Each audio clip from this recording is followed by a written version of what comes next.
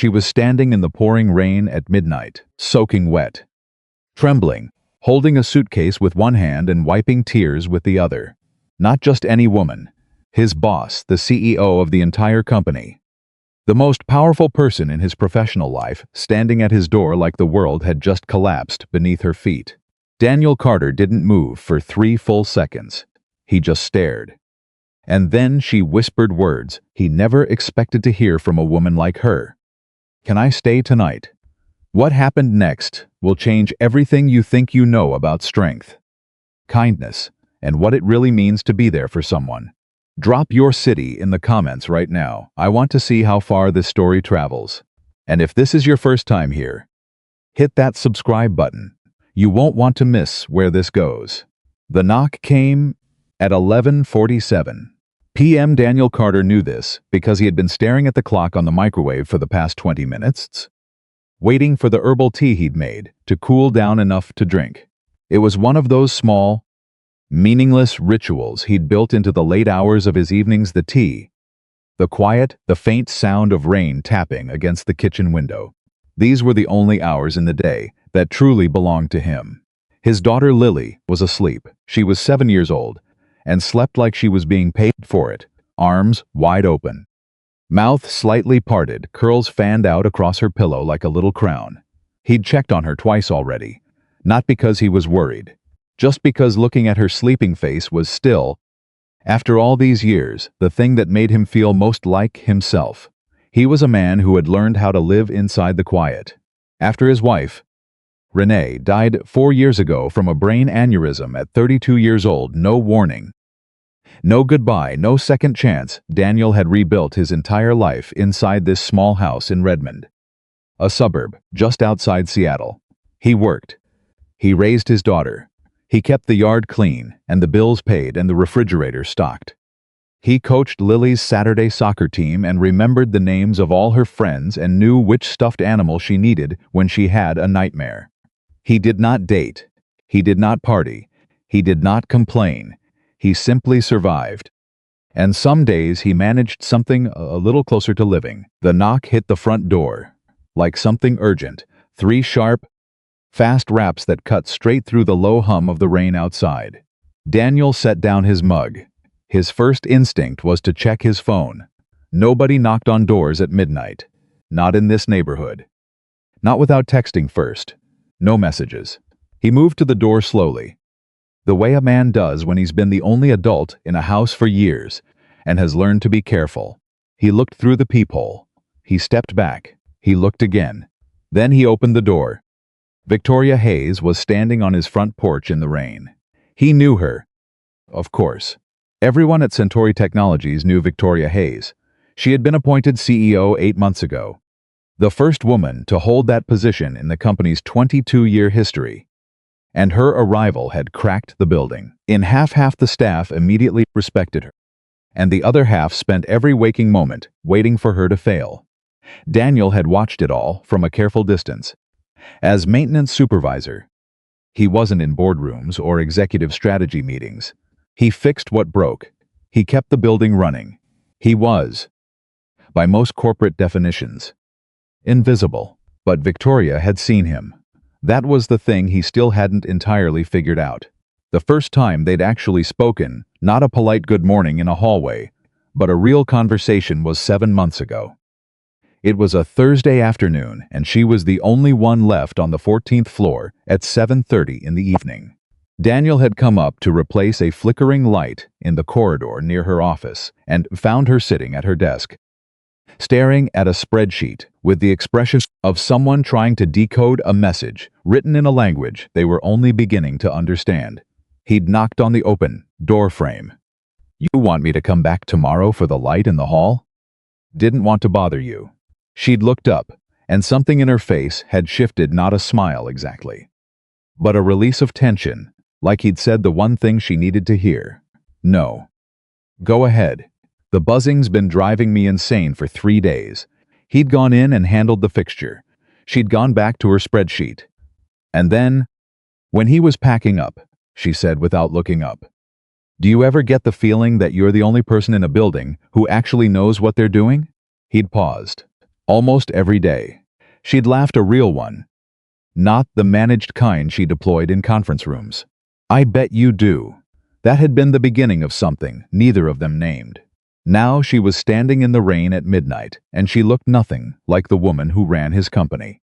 The tailored blazer was soaked through. Her hair, which she usually wore in a precise low bun, was loose and flattened against the sides of her face. Her mascara had tracked down her cheeks in two thin dark lines. In her left hand, she held a small rolling suitcase, navy blue, practical. Not the expensive designer kind he might have expected. In her right hand, she was squeezing her car keys so hard her knuckles had gone pale. Her eyes met his. He had never seen Victoria Hayes look uncertain. Not once. Not in 8 months of passing her in hallways and exchanging quiet words and watching her stand at the front of company meetings with the kind of steady authority that made even the most skeptical people in the room shut up and listen. She looked uncertain now, more than uncertain. She looked like someone who had just reached the absolute end of a road and found nothing there. Victoria. His voice came out even, unhurried. What happened? Her mouth opened, closed. She pressed her lips together and something flickered across her face. Some internal negotiation he wasn't privy to. I'm sorry, she said. I know this is completely insane. You don't have to come inside, Daniel. It's midnight and it's raining and you're soaking wet. He stepped back from the door. Come inside. She hesitated for one more second, like she was giving herself a final chance to turn around. Then she picked up her suitcase and stepped over the threshold. He brought her a towel first. Then he put the kettle on, not because tea solved anything, but because doing something with his hands gave her time to breathe. He heard her behind him. The small sounds of her setting her suitcase against the wall. The wet material of her coat against the back of a kitchen chair. When he turned around, she was sitting at his kitchen table. The towel was around her shoulders. Her hands were flat on the table surface, like she was trying to keep them still. You want to tell me what's going on? He asked. She didn't look at him right away. She looked at the table. I left Andrew Mitchell. Daniel had seen him once. At a company event 6 months ago, tall, broad-shouldered. The kind of handsome that looked expensive, like it required maintenance. He'd been standing beside Victoria with his hand on the small of her back, and Daniel had noticed at the time how Victoria's posture had changed slightly when he touched her. Tightened. Barely perceptible. The kind of thing most people wouldn't catch. Daniel had caught it. Okay, he said. He set a mug of tea on the table in front of her, then sat down across from her. What happened tonight? What always happens? Her voice was controlled, but he could hear the fractures in it, the places where the control was starting to give. He said something. And I said something back, and she stopped. Her jaw moved. He didn't hit me. I want to be clear about that. He never hit me. Okay. But she picked up the mug and held it in both hands. And he noticed that her hands were trembling slightly. Not from the cold. He has this way of talking to me. Like everything I do. Every decision I make, he's already decided it's wrong. She stopped again, like I'm just playing a role. CEO Victoria.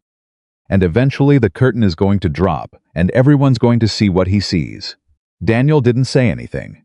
He'd learned, in the years since Renee died, that the most useful thing you could do when someone needed to talk was stop performing the act of listening and simply listen. Tonight I came home, and I'd had it. Was a hard day.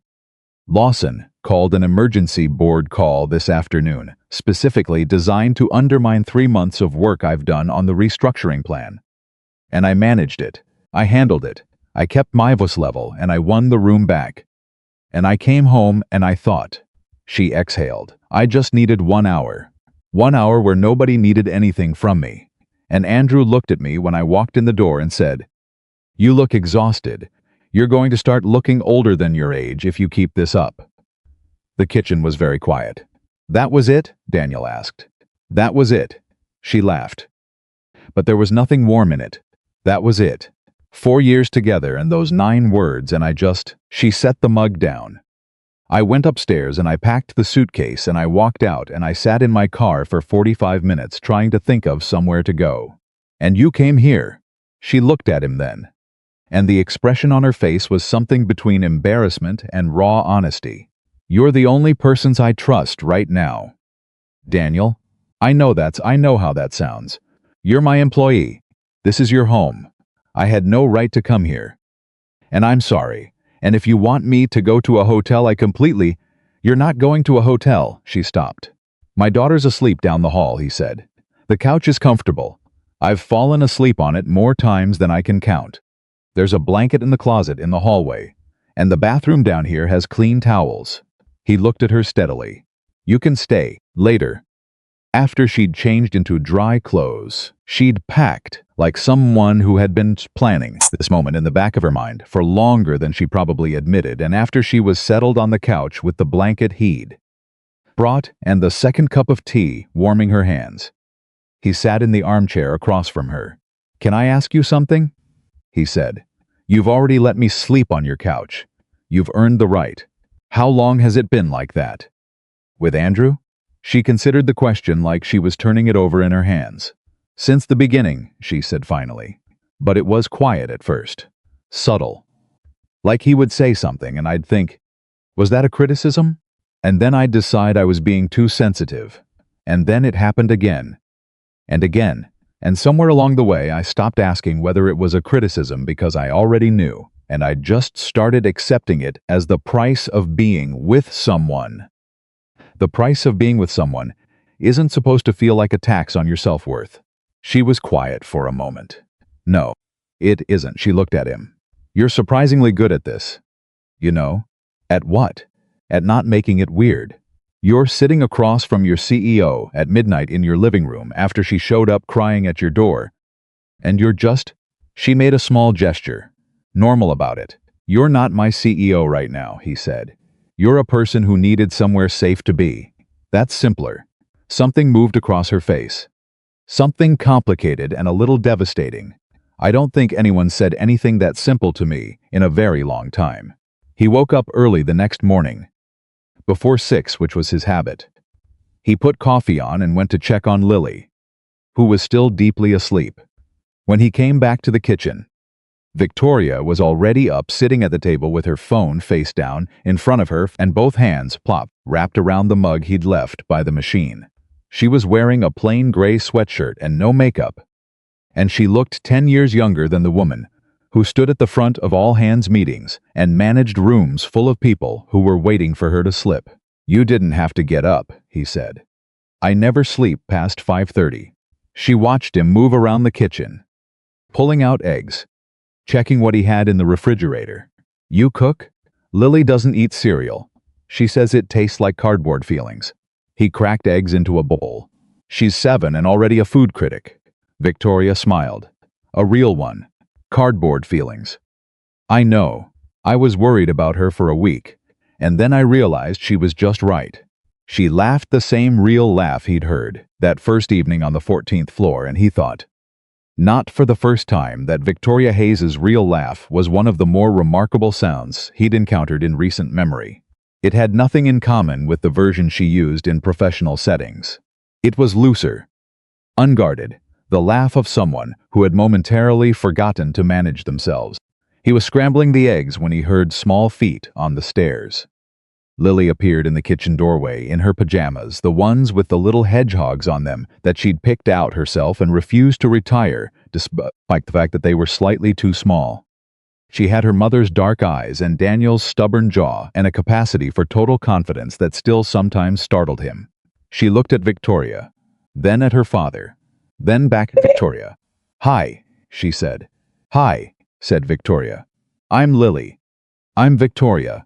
Lily processed this information with the seriousness of a Supreme Court justice. "Why are you at my house?" Lily Daniel started. "It's okay," Victoria said. She looked at Lily directly. "No hedging. I needed a safe place to stay last night. Your dad was kind enough to let me." Lily absorbed this. "Are you okay?" "I'm getting there. My dad is really good at helping people get there." She crossed the kitchen and climbed into her usual chair with the efficiency of long practice. "He made me feel better when my hamster died. And when Jalen said, my drawing looked like a blob."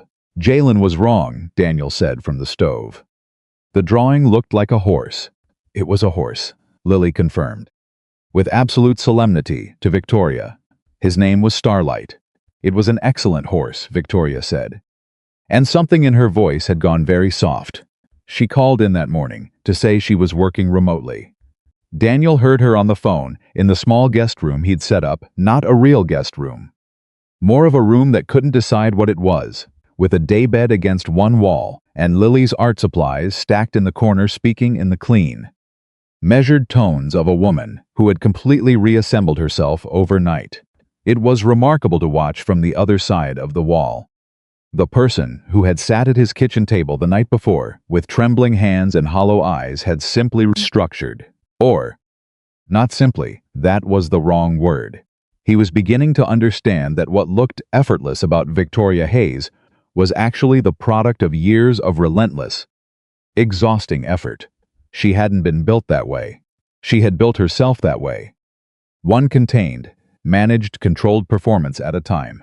The question was what it cost her. He found out more over the following 2 days. She was meticulous about being unobtrusive. She folded her blanket every morning. She washed her mug immediately after using it. When she worked in the guest room, with the door closed, and she was good at absorbing herself into her laptop screen so completely that the house retained its usual rhythm without adjustment. But, in the evenings, when Lily was at the table doing her homework and Daniel was making dinner, Victoria would sometimes come and sit at the kitchen counter with her coffee, and she'd talk. Not about the company, not about Lawson or board meetings or restructuring plans. She'd talk about small things, about growing up in Columbus, Ohio, the youngest of 4 kids in a house that was always just barely holding together financially, where she'd learned to be efficient about wanting things because wanting too much of anything felt dangerous. About the professor in her MBA program who'd told her she'd have to work twice as hard to be taken half as seriously, and how she'd written that down in a notebook and kept it. About the first executive role she'd landed at 31, and the colleague who'd said to her face, in front of 3 other people, they promoted you because they needed a diversity win, and how she'd smiled and said, then I'd better make them glad they did, and then gone to her car at the end of the day and sat there for 20 minutes before she could drive home. Did you make them glad? Daniel asked. One of those evenings. His back to her as he stirred something on the stove. Every single day for 3 years, she said, until they couldn't pretend anymore that it was anything other than what it was. Which was competence. She paused. Just competence. I didn't need to be extraordinary. I just needed to be undeniable. He turned to look at her. That sounds exhausting, she met his eyes. It is. On the 3rd day, Richard Lawson called her personal cell phone. Daniel was in the living room, helping Lily with a math worksheet when he heard Victoria's voice change in the kitchen, not volume. Not tone exactly, but texture. It went from fluid to angular, from open to guarded, in the space of 3 words. Richard. A pause, I'm aware. He didn't eavesdrop on purpose. The house was small. That proposal was reviewed and approved in the March session, and you know that. Another pause. Longer. Because you're mischaracterizing what the data says. Richard, and I think you know that too. A beat. Yes, I do think that. Her voice dropped lower, but stayed level. Precise. Like a scalpel. I'd be very careful about what you say in that meeting. Because I have documentation of every conversation that happened, before and after the March decision, and I would hate for the board to spend time going through it when we could be talking about next year's targets. Silence. Thank you. Richard. I'll see you Thursday. She came back to the living room with her phone at her side and the exact expression of someone who had just won a small battle without revealing that it cost them anything. Lily looked up from her worksheet. Was that your work? Yes, said Victoria. Was that guy being mean? A brief pause. He was being difficult. My dad says when people are difficult, it's usually because they're scared of something. Victoria looked at Daniel. He kept his eyes on the worksheet. He was absolutely certain she knew he'd heard. Your dad, she said, is probably right. That evening, after Lily was in bed and the house had gone quiet, Victoria stood in the kitchen doorway, with her arms crossed loosely over her chest, and said, "You never ask me about work." "No," he agreed. He was wiping down the counter. "Everyone else does. Even my friends, the ones I still have, they want to know what it's like. The decisions. The politics. Whether I think I'm going to make it." She paused. "You never do." He set down the cloth. "Do you want me to?" "No." She uncrossed her arms. "It's actually—" She stopped. Seemed to recalibrate. "It's actually the most restful thing about being here. That I can sit in your kitchen and be a person instead of a position." He looked at her for a moment. "You always were a person." "Victoria," she looked away. Out the window above the sink. At the dark backyard where Lily's soccer ball was sitting next to the fence. Then she looked back. "Andrew used to say I cared more about the company than about him." Her voice was quiet now. "Careful. And I used to feel guilty about that. But I think," she pressed her lips together, "I think he wanted me to feel guilty. I think he needed to believe that my work was a deficiency in me. Because if I was just someone who was passionate about something, then his problem wasn't with my schedule, it was with me." Daniel didn't say anything. "The night I left," she continued, "he told me that no one would ever put up with me long term. That I was—" She stopped. Breathed. He used the word difficult. "Among other things." And I just stood there and thought, I've built an entire career making people who said that about me eat their words, and I've been standing in this apartment for 4 years letting you say it to my face. "What did you do?" Daniel asked. "I went upstairs and I packed a bag." She looked at him. "And I came here." He nodded. "Why here?" he asked. It was the question he'd been turning over for 3 days. You must have people you've known longer. People with more appropriate living situations." She smiled.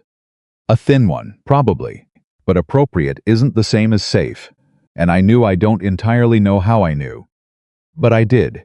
I knew that you would open the door and you wouldn't make it into something complicated and you wouldn't treat me like I owed you an explanation." She paused. "Was I wrong?" "No," he said. She exhaled. Like a weight being set down. "No. You weren't." She stayed for 11 days. He never asked her to leave. She never overstayed in the way he'd privately, half expected, not through inconsideration, but through need. She was too contained for that, too precisely calibrated in the space she occupied, as if she was always slightly afraid of taking up too much room. But in those 11 days, something shifted in the house. Not dramatically. Not with any declaration. Just a shift. The way mornings felt when there was someone else in the kitchen. The way Lily started setting 3 placemats at the table without being asked. The way Victoria would sometimes pause in the middle of a sentence because Lily had said something funny and Victoria wasn't quite quick enough to manage her response. Unguarded moments.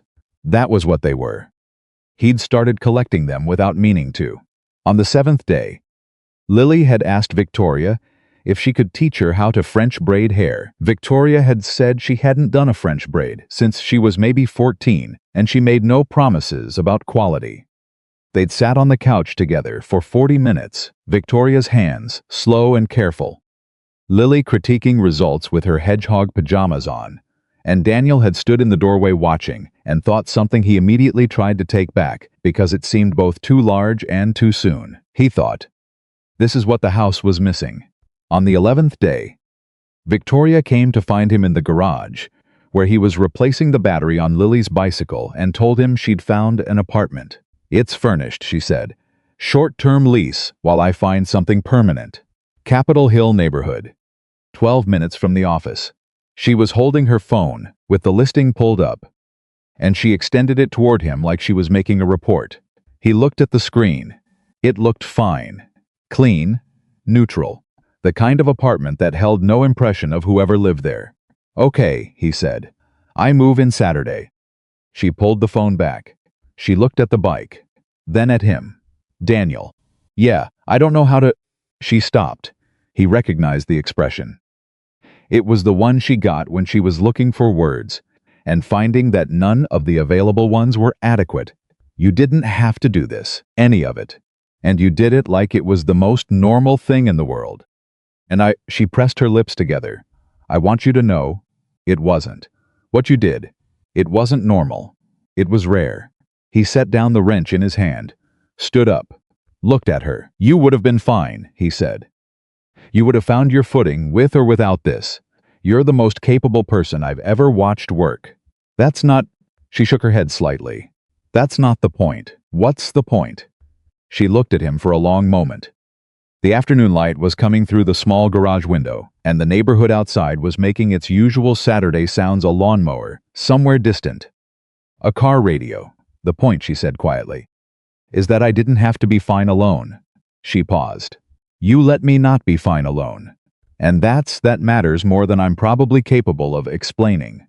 He didn't have an answer to that. He wasn't sure one was required. She moved out 2 days later.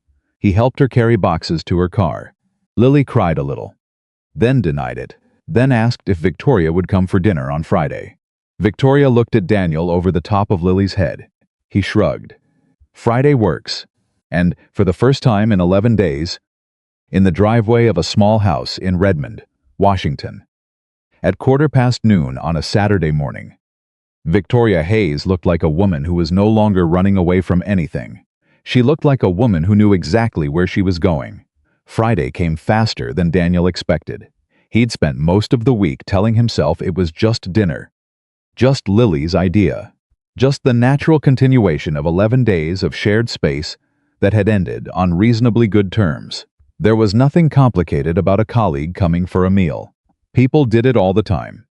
He told himself this while he was at the grocery store on Thursday evening, standing in the pasta aisle for an unreasonable amount of time, trying to decide between 2 brands of linguine, which was not a decision he had ever previously spent more than 4 seconds on. He put both in the cart and kept moving. Lily had been talking about Friday since Monday morning. Not constantly, she wasn't the kind of kid who orbited a single idea that loudly, but in the way she had of bringing things up at unexpected moments. Like small stones dropped into water. At breakfast on Tuesday, she'd said, almost to herself, I wonder if Victoria likes garlic bread. On Wednesday evening, she'd asked Daniel if they should use the good plates, the ones they only brought out at Thanksgiving and on birthdays. He'd said no. She'd looked skeptical. On Thursday, she'd told him, very seriously, that she thought they should clean the living room. The living room is clean, he said. The corner behind the lamp isn't. He cleaned the corner behind the lamp. He wasn't going to examine why. He just did it. Because it was easier than examining it. Friday afternoon.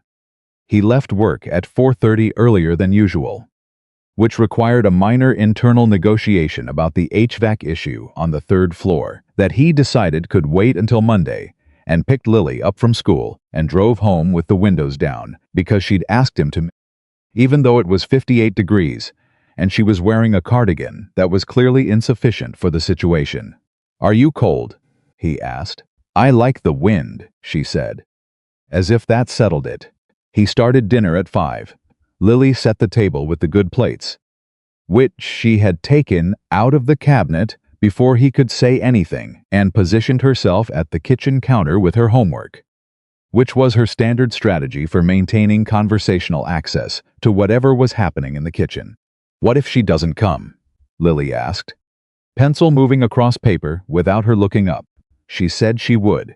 But what if something happens? Like a work thing? Then she'll let us know. He was mincing garlic, and we'll eat the pasta ourselves. The pasta will still be good. The pasta isn't the point. Dad. He set down the knife. No? She looked up from her worksheet with an expression that was unsettlingly adult. The point is Victoria. He picked the knife back up. Finish your homework. Lily. She finished her homework. He finished the sauce. At 6:53, exactly 7 minutes before the time they'd agreed on. There was a knock at the front door, and Lily was off the stool and down the hallway before Daniel had gotten his hands dry. He heard the door open, heard Lily say, with the particular enthusiasm of a child who has been containing excitement for 5 days, "You came," and Victoria's voice warmer than he'd heard it at the office. Warmer even than those late kitchen conversations during the 11 days. Of course I came. I said I would. Some people say they will and then they don't. A brief pause. You're right, some people do. But I meant it. Daniel turned off the burner. He took a breath he didn't quite mean to take, audibly, which he was glad nobody heard. Then he walked out of the kitchen to the hallway.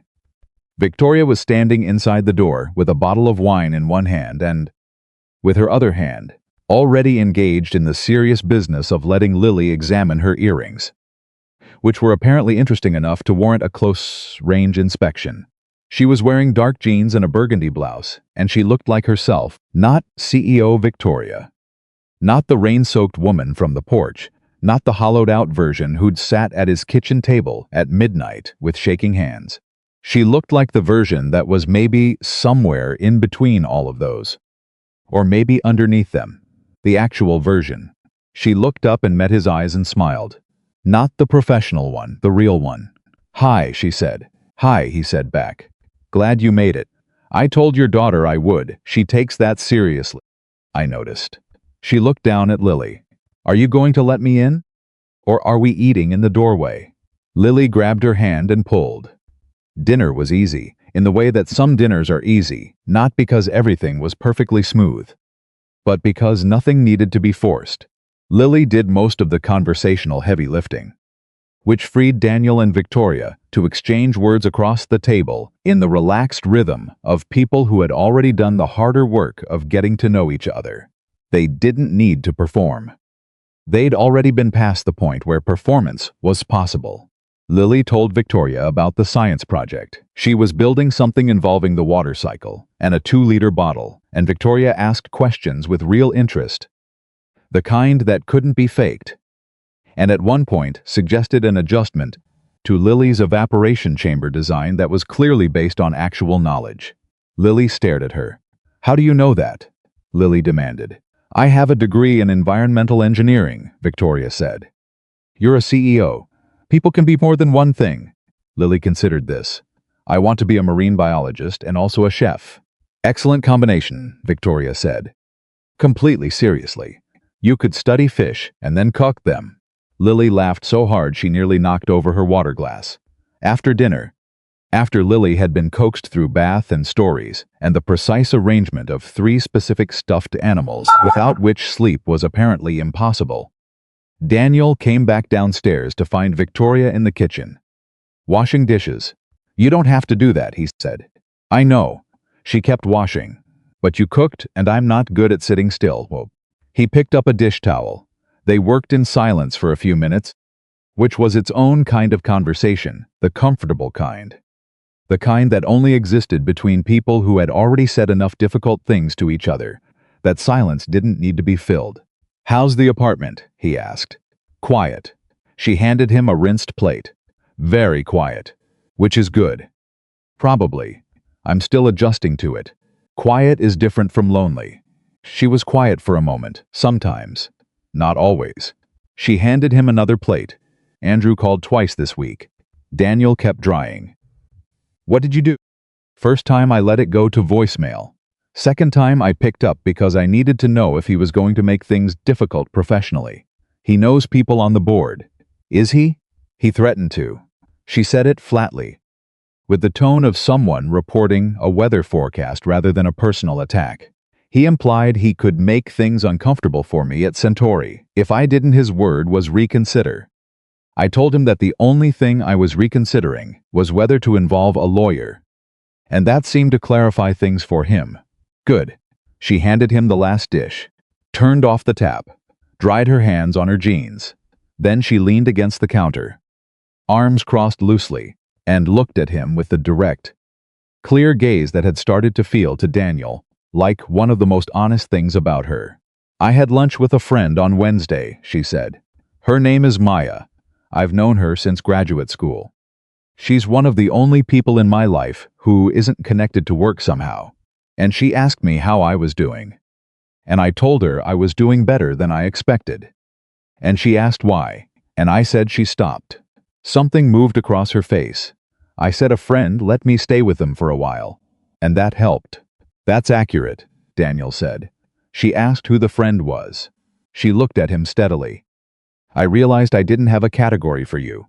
You're not a work friend exactly. You're not someone I knew before any of this. You're something." She paused. Specific. He held her gaze. The kitchen was very quiet. From somewhere down the hall, there was the faint, indistinct sound of Lily talking to one of her stuffed animals, the ongoing, incomprehensible monologue that meant she was almost but not quite asleep. Specific works, he said. She smiled. Small, but real, specific works. She left at 9:30 because she had an early call with the East Coast operations team, and she was someone who prioritized sleep with the same rigor she applied to everything else. She thanked him at the door. He told her to drive safe. She said she always did. He stood on the porch for a moment after her car pulled out. In the dark, in the cold, and thought about the word she'd used. Specific. He went back inside and finished the night. Turned off the lights. Checked on Lily. Fell asleep. But he kept thinking about it. 3 weeks went by, in the way that weeks do, when something underneath the surface is moving, even though the surface looks still. They fell into a pattern without ever discussing it. It wasn't deliberate. It was just what happened. Tuesday mornings, he brought her a coffee on his way through the 14th floor, not because he'd promised to, but because it had become the thing that happened. She took it black, with 1 sugar. He'd remembered this from the kitchen, from those early mornings during the 11 days. He'd never asked her to confirm it. He just brought it. She always looked up when he knocked on the open door frame. She always said the same thing. Thank you, Daniel. Not a CEO to a maintenance supervisor. Something more level than that. Something across. She started texting him things. Not often. Not in the way that required immediate response. Just things. A photograph of a weird cloud formation she'd seen from her office window.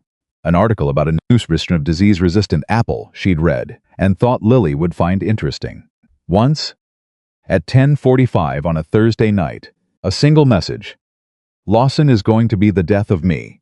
He'd written back, want me to fix his elevator? 3 dots. Then, please don't. I need him functional. Just miserable. He'd laughed alone in his kitchen in a way he hadn't laughed in a long time. Friday dinners became a thing. Not every Friday, sometimes her schedule swallowed them. Sometimes Lily had things, but more Fridays than not. Victoria learned Lily's pattern ends. Learned that she needed at least 15 minutes of decompression after school before she could engage with anything. Learned that she'd eat almost anything if it was presented as trying something new rather than this is dinner.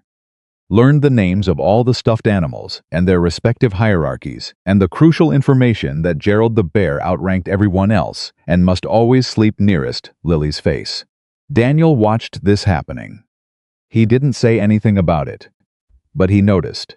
He noticed the way Lily reached for Victoria's hand when she was telling a story. He noticed the way Victoria always crouched down to Lily's level when they were about something Lily considered important. He noticed that when he came downstairs sometimes, he'd find the 2 of them at the kitchen table, Lily drawing, Victoria reading. Both of them in the companionable parallel silence of people who were comfortable enough to be quiet together. He noticed that his house felt different when Victoria was in it. He tried not to make too much of that. He did not entirely succeed. The moment the pattern broke was a Tuesday in November. He came up to the 14th floor at his usual time with her coffee and knocked on the open door frame, and the office was dark. Which was unusual. She was always there before him by at least an hour. He set the coffee on her desk and went back to his work and told himself it was nothing. By 10 o'clock, the building was running on a current of low-grade tension that he'd learned to recognize over his years, working there, the particular energy of corporate bad news, moving faster than the official channels could carry it. People standing in small groups in hallways and breaking apart when they saw someone from management. The sound of conference rooms that were supposed to be empty. He was replacing a light panel on the 9th floor when Marcus, the IT guy who knew everything about everything that happened in the building, appeared at the end of the hallway and walked toward him with an expression Daniel had learned to interpret. You hear? Marcus said. Hear what? Emergency board session this morning. Called last night. Lawson's been working 3 board members against the Q4 restructuring plan for the last 6 weeks.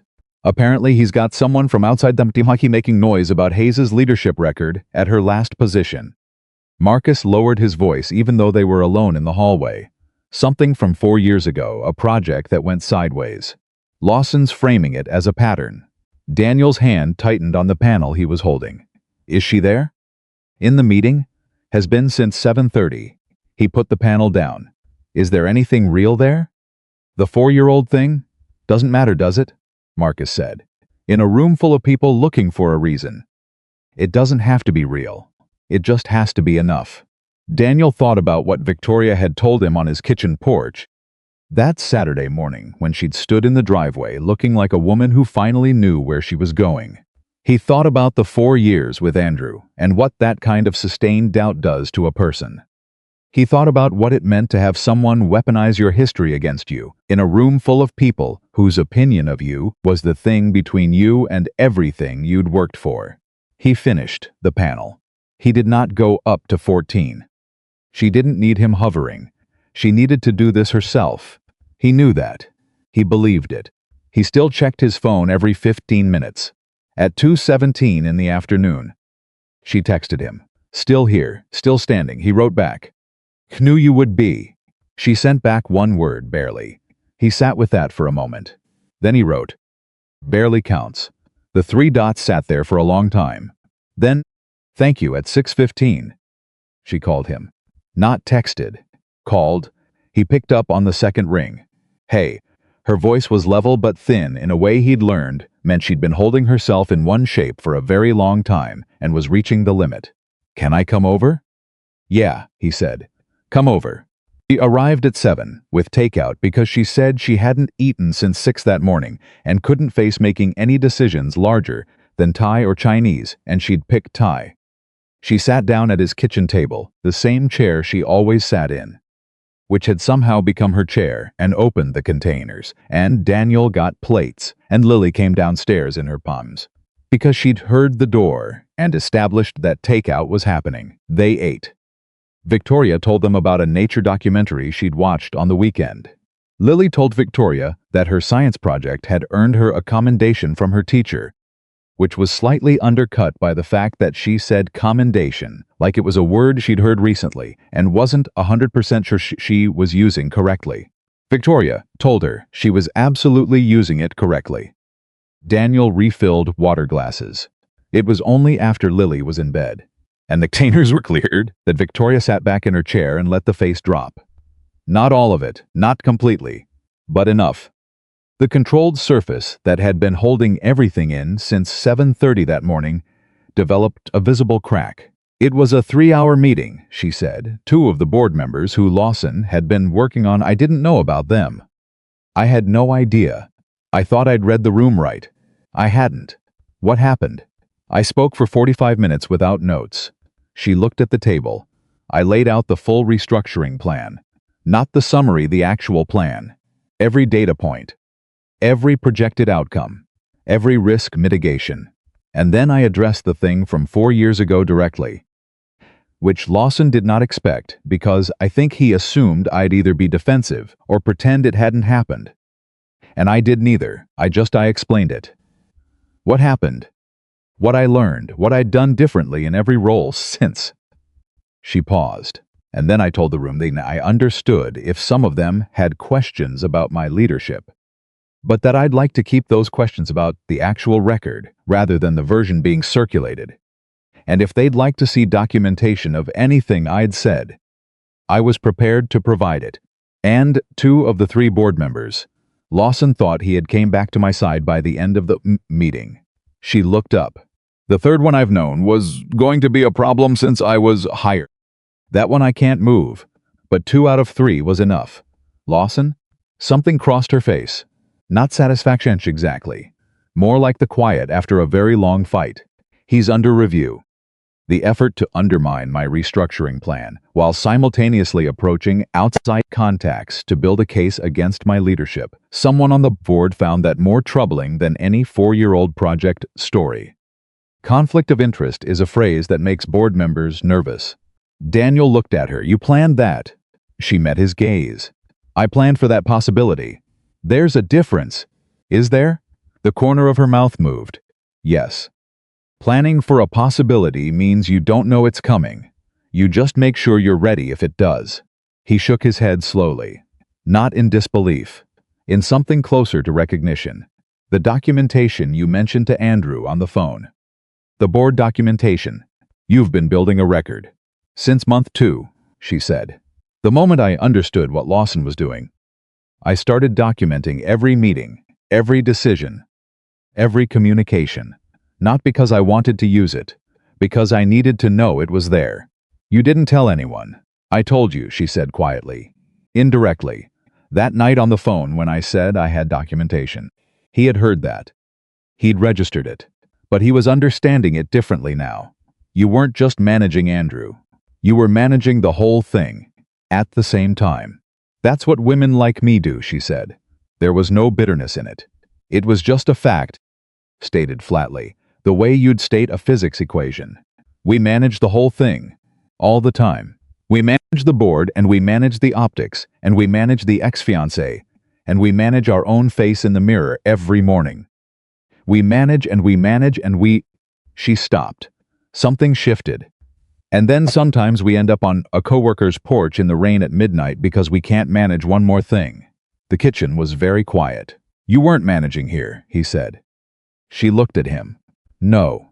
Her voice had gone soft in a way that was separate from the exhaustion and the fight and the 5-hour board meeting. It was something else. No. I wasn't the moment, stretched between them like something that had weight. Victoria, he said. Don't say something careful, she said. Please. Not tonight. I have enough carefully managed things. If you have something to say, just say it. He looked at her for a long moment. The real her, the one underneath all the management and the competence and the years of proving, and the 11 days, and the Friday dinners and the texts about cloud formations and all of it. The actual person sitting in his kitchen chair at 9:15 on a Tuesday night, with high food containers on the counter, and her defenses finally, genuinely down. I think about you more than I should, he said. Given what we are to each other professionally. Given that I haven't, he stopped. I haven't let myself think about anyone that way since Renee. That's 4 years. And I wasn't expecting this. She didn't look away. I know. I'm not asking for anything, he said. I'm not saying this because I expect something back. You said don't be careful. So I'm not being careful. Daniel, yeah. I came here tonight, instead of going home to a perfectly good apartment. She looked at him across the table. I come here every Friday. I know which shelf you keep the extra blankets on and what Lily needs when she has a nightmare and how you take your coffee when you bother making a good one instead of the office stuff. She paused. I'm not confused about why I keep ending up here. The moment held. Then her phone went off on the table between them, a board member's name lit up on the screen. And she looked at it. And he could see the instant recalculation, the assessment, the return to the version of herself that had been on for 14 hours straight. You should take it, he said. I know. She picked up the phone. But before she answered, she looked at him once more. Direct. Clear. The way she did when she was saying something she meant. This conversation isn't finished. No, he agreed. It isn't. She answered the call and moved to the living room. And he cleared the remaining takeout containers and put the plates in the sinks and stood there a moment with his hands on the counter edge, looking at the dark backyard through the window. He thought about Renee. He thought about how grief worked not linearly, not cleanly, but in overlapping layers, some of which you thought you'd put down until something reminded you that you hadn't. He thought about the specific loneliness of being someone who was good at living but hadn't been living for himself for a very long time. He thought about a woman standing in the rain with a suitcase. He thought about the word specific. From the living room, he could hear Victoria's voice, measured, precise, already back in the mode she'd been in all day. The one that had carried her through a 5-hour board meeting and a 4-year relationship, and an entire career's worth rooms full of people who had decided before she walked in what they were going to think of her. The mode that had been earned, not given. But he knew what it sounded like now when that mode dropped. He knew what her real laugh sounded like. He knew that she liked coffee black with 1 sugar and couldn't stay still when she was anxious, and that she crouched down to Lily's level without thinking about it, and that she'd a navy blue suitcase on the worst night of her life and driven, and now to his house because she'd trusted something about him that she hadn't been able to name. He thought that was enough of a thing. He thought that might actually be everything. Victoria came back to the kitchen. 20 minutes later, phone in hand, looking like someone who had just done one more impossible thing. I have to go. I know. The board member wants to meet before Thursday and I need to prep. Victoria. She stopped. I know, he said. Go. She looked at him for a second that lasted longer than a second. Then she picked up her bag and walked to the hallway, and he followed her to the door the way he always did. She put her coat on, checked her keys. At the door, she turned. Friday? Friday, he said. She nodded. Then she stepped out, and he watched her walk to her car, and she looked back once before she got in just a glance. Quick, the kind of person confirming something they already know. He closed the door. He stood there in the hallway of his small house in Redmond. In the quiet that was both the same quiet he'd been living in for 4 years, and also somehow different from it. And he thought, something is changing. He thought, it already changed. He went to bed. He lay awake for a while looking at the ceiling. Down the hall, Lily was sleeping with her arms wide open and her stuffed animals ranked in their precise order of importance. Outside, the November rain had started again. He listened to it. He didn't try to manage what he was feeling. He just let it be there. He'd gotten good, over 4 years, at letting things be where they were. This felt different from the things he'd been letting exist without naming. This felt like something that was done with being unnamed. He thought about a woman who had built herself from nothing and then spent 4 years having it quietly dismantled by someone who called it love. He thought about what it meant to trust someone enough to knock on their door at midnight. He thought about all the things that had been said and not said between 2 people over takeout and coffee and Friday dinners, and one honest conversation in a kitchen at 9:15 on a Tuesday. He thought, she's going to be extraordinary, he thought. She already is. He closed his eyes. By then, the rain was steady and full, and the house made the small, familiar sounds of a house settling into the night. The radiator ticked. The refrigerator hummed. Down the hall, somewhere in the complex geography of Lily's sleeping world, Gerald the bear was doing his job. Daniel Carter, 36 years old, single father, maintenance supervisor, the man who fixed what was broken and kept the building running, and had learned, in 4 years of quiet living, exactly how much it was possible to exist, and exactly how much less it was than actually being alive, lay in the dark and let himself feel the full weight of something that was possibly just beginning, and for the first time in longer than he could clearly remember. That weight did not feel like loss. It felt like something else entirely. The conversation in the kitchen on that Tuesday night did not resolve itself cleanly the way Daniel had half hoped and half might it be. There was no dramatic follow-through the next morning. No text message arriving at 6 a.m. that clarified everything. Victoria went home that night and Daniel went to bed, and the world kept moving forward with the particular indifference it reserved for people in the middle of something important. Wednesday came. He brought her coffee at the usual time. She took it, said thank you, and they held each other's gaze for exactly 1 beat longer than they used to. That was the only acknowledgement. She had 3 meetings before 9, and a conference call at noon, and a presentation draft due to the board by end of week. He had a broken compressor on the 6th floor and a leaking pipe joint in the east stairwell, 2 new contractors to brief on the building's ancient electrical panel that everyone kept pretending wasn't a liability. Life did not pause for the moment happening inside it, but something had shifted, and they both knew it, and neither of them named it out loud. And that was its own kind of answer. Thursday afternoon, Daniel was in the basement utility corridor when his phone rang. He checked the screen. Not Victoria, not Lily's school. The number was local but unrecognized, and he almost let it go, but something made him pick up. Is this Daniel Carter? It is. My name is Paul Weston. I'm a partner at Weston, Greer, and Holt. I'm calling regarding a business matter that involves someone I believe you know, Victoria Hayes. Daniel's hand tightened on the phone. He said nothing. I'm going to be direct with you. Mr. Carter, the man said, and his voice had the specific confidence of someone who was accustomed to being direct in ways other people could not easily respond to. Andrew Mitchell is a client of mine. He has indicated that he intends to pursue certain civil matters related to the dissolution of his relationship with Miss Hayes. And your name has come up in the context of those matters. My name? Yes, in what context? There was a pause, brief, calculated. Mr. Mitchell believes that the relationship between you and Ms. Hayes may be relevant to the timeline of events surrounding their separation. He intends to present that case formally if necessary. Daniel stood in the basement utility corridor with the fluorescent hum around him and said, very quietly, "What exactly is Andrew Mitchell claiming?"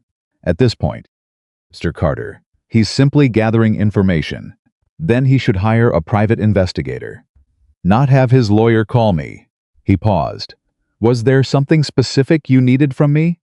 Or was this call designed to see how I'd react? Another pause. Longer this time. I would encourage you to speak with a lawyer of your own before this goes any further. I'll take that under advisement. Don't call me again. He hung up. He stood there for 10 seconds. Doing the thing he'd learned to do in the years since Renee died, the thing where he let a bad feeling land, registered it fully, and then decided what to do next before it could make the decision for him. Then he called Victoria. She picked up on the third ring.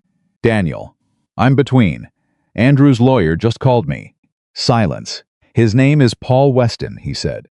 He told me Andrew is looking at civil action, and that my name came up in the context of the separation. He implied Andrew is building a case that there was something between us before you left. For a moment she didn't speak. When she did, her voice was completely level, which was how he knew she was furious. Where are you right now? Basement. Utility corridor. Give me 20 minutes. She found him 18 minutes later in the corridor, which told him she'd essentially walked away from whatever she'd been doing without finishing it. She was in her full executive dress, the blazer, the heels, the precision, but her jaw was set in a way he'd only seen twice before. Once during the board meeting report and once on the phone with Lawson. I'm sorry, she said immediately. Don't apologize. He has no grounds, she said. There was nothing between us before I left, there is. She stopped. Whatever word was coming stopped with her. There is no case. He's doing what he always does. If he can't control me, he makes noise loud enough to complicate things until I back down. Has it worked before? She met his eyes. Once, 3 years ago, I turned down a promotion I wanted because he convinced me the timing was wrong. It took me a year to realize the timing was fine. He just didn't want me more successful than him. Her voice stayed controlled, but something behind it wasn't. He is not going to use you to do that again. Not to me, and not to you, Victoria.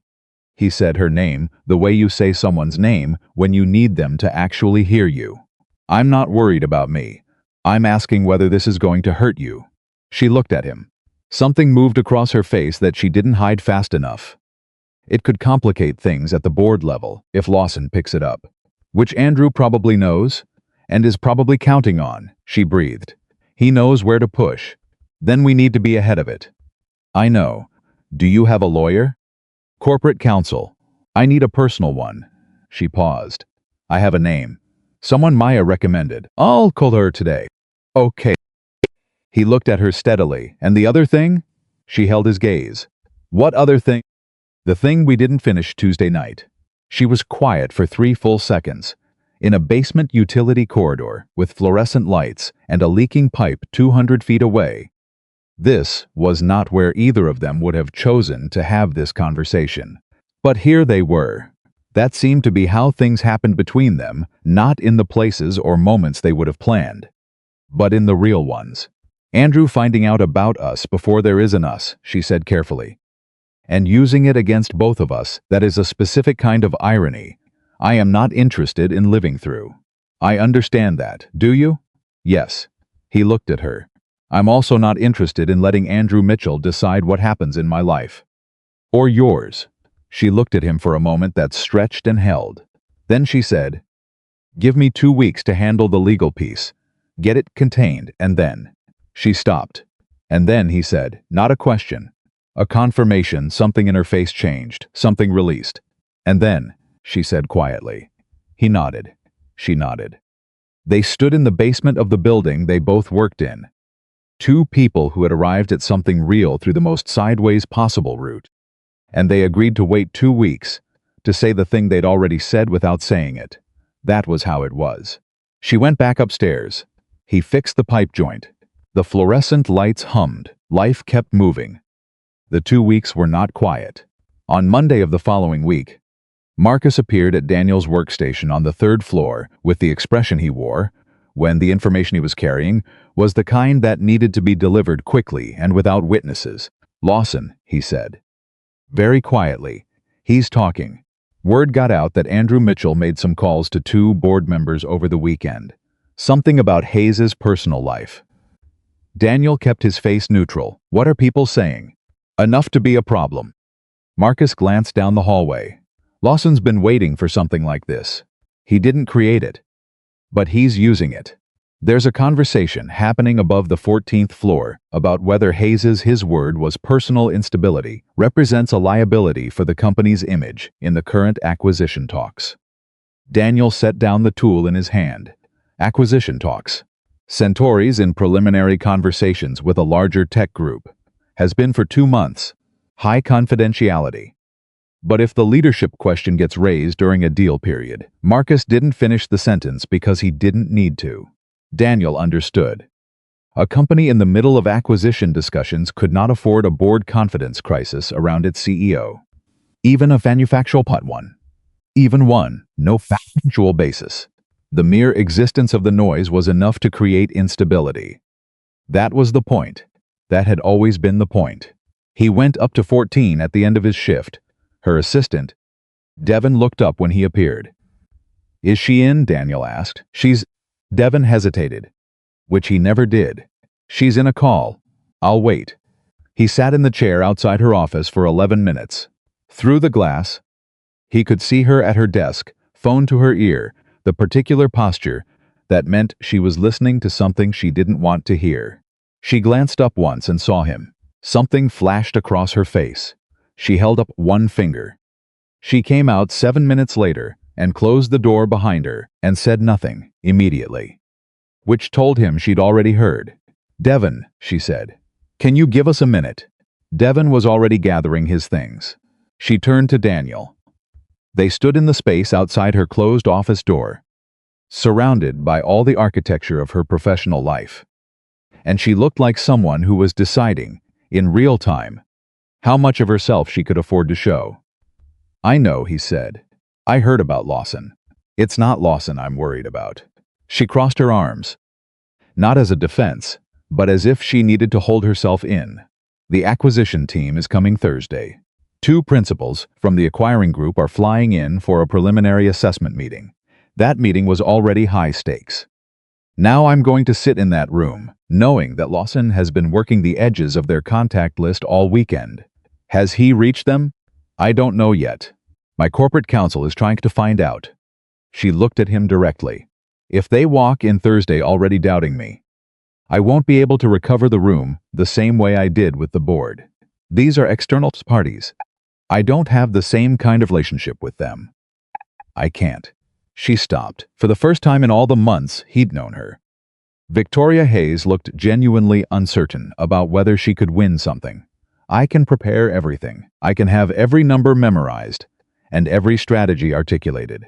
And if they've been told to look for instability, they will look for it, and they will find it. Because that's what happens when the narrative gets there before you do. Then change the narrative before Thursday, he said. She looked at him. How?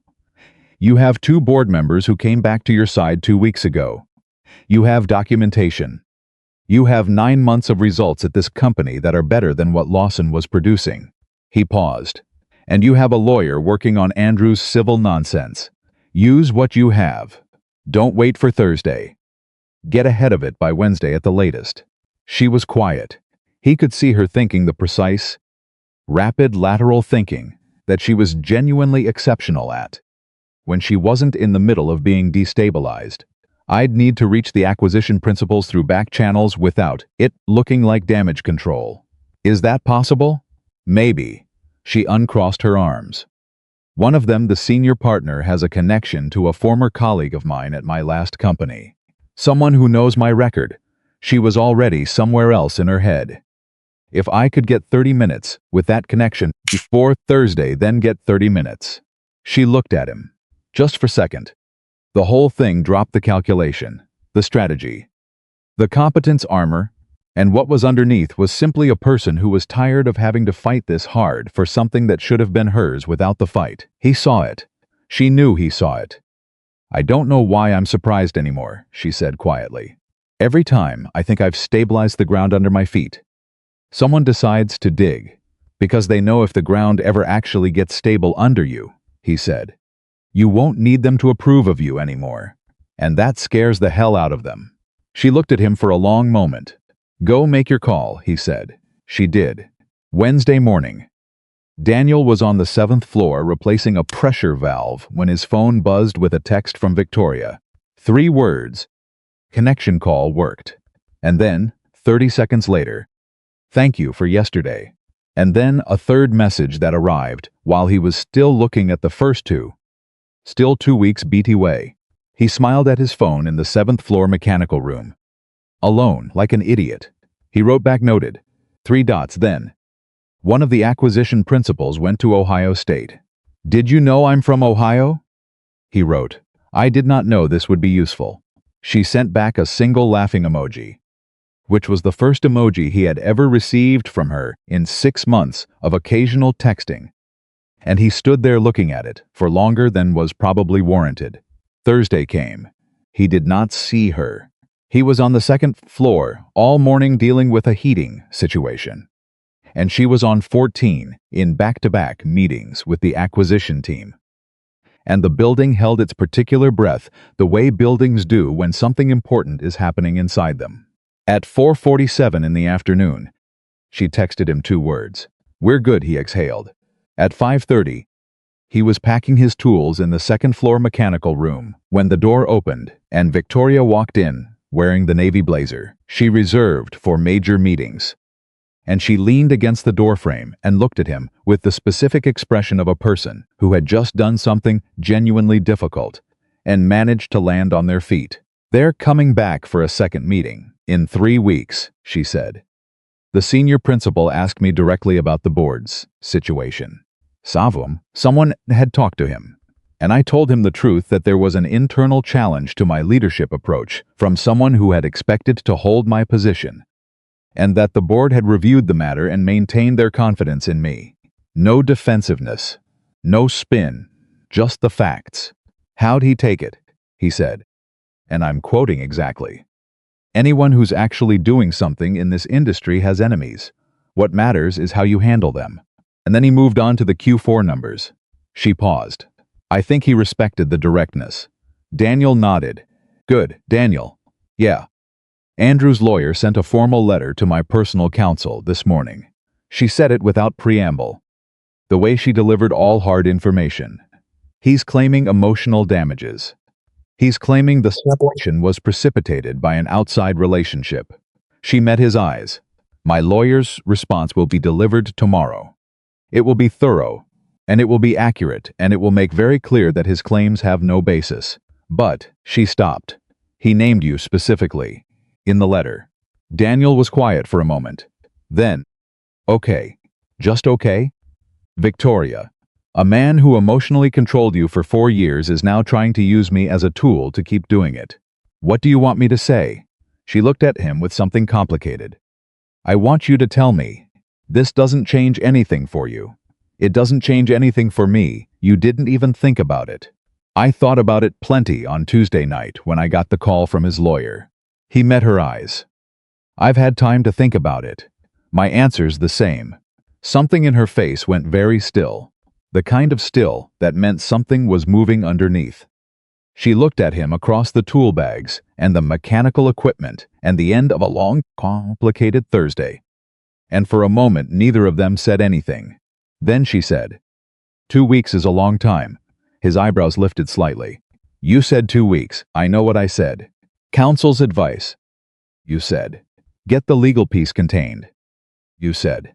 My counsel got the letter today. She's responding tomorrow. That's as contained as it's going to get before it's resolved. She looked at him. We could argue the timeline. Or, he said carefully. We could not. The corner of her mouth moved, or we could not. He looked at her. She looked at him. The mechanical room was its own small world, with its own ambient hum and its own irrelevance to anything that mattered. Friday, he said. She tilted her head slightly. What about Friday? Come for dinner. I come for dinner every Friday. This Friday, he said. Lily is sleeping at her friend Cora's house. It's a standing arrangement they've had for 3 months. First Friday of the month. Victoria held his gaze. Something in her eyes went quiet and steady in the way they did when she was making a decision she'd already made. Is that an invitation? It's dinner, he said. Same as every week. Except Lily won't be there. Except Lily won't be there. She held the gaze for one more beat. What are you making? Something eased in his chest. I haven't decided yet. Make the pasta. She pushed off the door frame, the one with the garlic. Lily's been right about that for months. I just haven't said so, because I didn't want to undermine the vegetable situation. He laughed, an actual, unguarded one. She was almost through the door. Victoria. She stopped, half turned. Whatever Andrew's trying to do, he said, he's going to find out that you're not the same person he convinced himself he knew. She held his gaze across the doorway. Her expression was complicated and clear all at once, the paradox of her that he'd stopped trying to reconcile because it turned out you didn't need to reconcile it. You could just let a person be all of the things they were at once. He might find that out, she said, or he might just find out that he picked the wrong fight. She paused. Either works for me. She left. He stood in the mechanical room for a moment, alone with the ambient hum. Then he packing his tools and went to get his daughter from school. Friday arrived the way Fridays did, not slowly, as they might have in other circumstances, but efficiently, as if the week had understood there was somewhere to be and moved briskly toward it. Daniel dropped Lily at Cora's at 5. Cora's mother, Sandra, a practical woman who had been one of Lily's teacher's aides before transitioning to full-time parenthood, held the door open and said, She's already got them playing some elaborate game involving the sofa cushions and at least 4 stuffed animals. That tracks, Daniel said. He drove home. He started the pasta. He put on music. Nothing he'd thought about ahead of time. Just was already playing on his phone, which turned out to be a mix he'd made years ago and then forgotten about. A few songs in, something familiar started, and he stood at the stove and thought about Renee and didn't fight it. Didn't rush past it. Just let it be there, the way grief settled into your body and became part of the furniture of you. She would have liked Victoria, he thought, not because of the career or the competence, though she would have admired both, because of the laugh, because of the way she'd crouched down to Lily's level without thinking about it. Renee had always been able to tell, in 10 minutes or less, whether someone was essentially kind. She had a radar for it, he thought. She would have known, he thought. I think that matters. The knock came at 6:58. He opened the door, and Victoria was there in the dark, and the cold of a November Friday. Not with a suitcase this time, not with mascara tracking down her face, not with the hollow look of someone who had reached the end of a road. She was wearing the long wool coat she favored in fall, and her hair was down, which he'd only seen a handful of times outside of that first rainy night. And she was holding a bottle of wine and looking at him with the expression of someone who had decided, somewhere between the office and this porch, to stop managing the moment and just be in it. Hi, she said. Hi. He stepped back. Come in. She stepped over the threshold, and the house was warm around her, and the smell of garlic and olive oil was doing what it always did, which was make the house feel like a home rather than just a place people lived. She shrugged off her coat. He took it. She stood in his hallway and looked around at the house she knew as well as her own apartment now. And something in her face was quietly happy in a way that had nothing to do with achievement or performance. "It's quiet without her," she said. "It really is," he agreed. "You'll notice it about 30 seconds into dinner, and then spend 5 minutes marveling at how much sonic space one 7-year-old takes up." She laughed. "The real one." He hung up her coat. They ate at the kitchen table, the same table they always ate at. The same chairs they always sat in, and it was different from every other Friday, in exactly one way. The house was still. No small voice requesting a specific stuffed animal interpretation of a movie plot. No arithmetic homework requiring periodic supervision. No negotiations about vegetable minimum requirements. Just two people eating pasta with garlic, across from each other, with the full, clear knowledge of what the evening was. They talked about ordinary things first. He'd started them on that deliberately. Because ordinary things were real things, and he wasn't interested in a Friday night that felt like a ceremony. She told him about a conversation she'd had with the Ohio State connection of the acquisition principal, a woman named Carol who had known Victoria a decade ago and apparently had very strong opinions about her work ethic and zero patience for political maneuvering. He told her about the 7th floor pressure valve and the conversation he'd had with one of the newer contractors, who clearly had no idea what he was doing, but was making up for it in confidence. She laughed at the contractor story. He liked the way she laughed at things she didn't perform amusement. When something was funny to her, she laughed before she could decide whether to, which was one of the tells he'd been quietly collecting as evidence of who she actually was. They were finishing the wine, the one she'd brought. Which was good, which he should have expected, because she never did anything by half when she set her glass down and looked at him across the table and said, "I want to tell you something I've never told anyone." He looked at her. "Okay." She pressed her hands flat on the table. Old habit. He'd noticed it months ago. She did it when she was about to say something that mattered and needed to feel grounded first. "I've spent my entire adult life being excellent," she said. "Not good. Excellent. Because good wasn't safe. Good was something they could argue with. Excellent was the only thing that was hard to dismiss." She paused. "And I became very good at being excellent and very bad at being ordinary. At being just a person in a room. Not performing anything." He listened. "Andrew didn't make me that way," she said. "I was already that way when I met him, but he found the seams in it." He understood that underneath all the excellence was someone who was terrified that, without it, there was nothing worth staying for. She looked at Daniel, and so he used that. Quietly, consistently.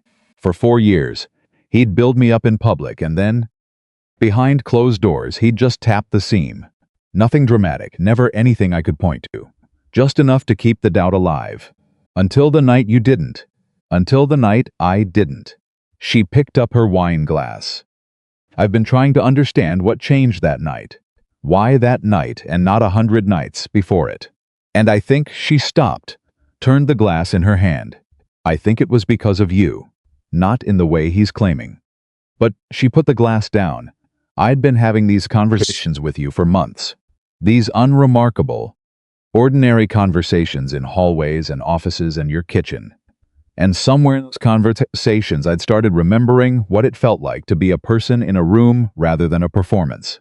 And that night when he said what he said, something in me measured it against what ordinary kindness actually felt like. And the gap was..."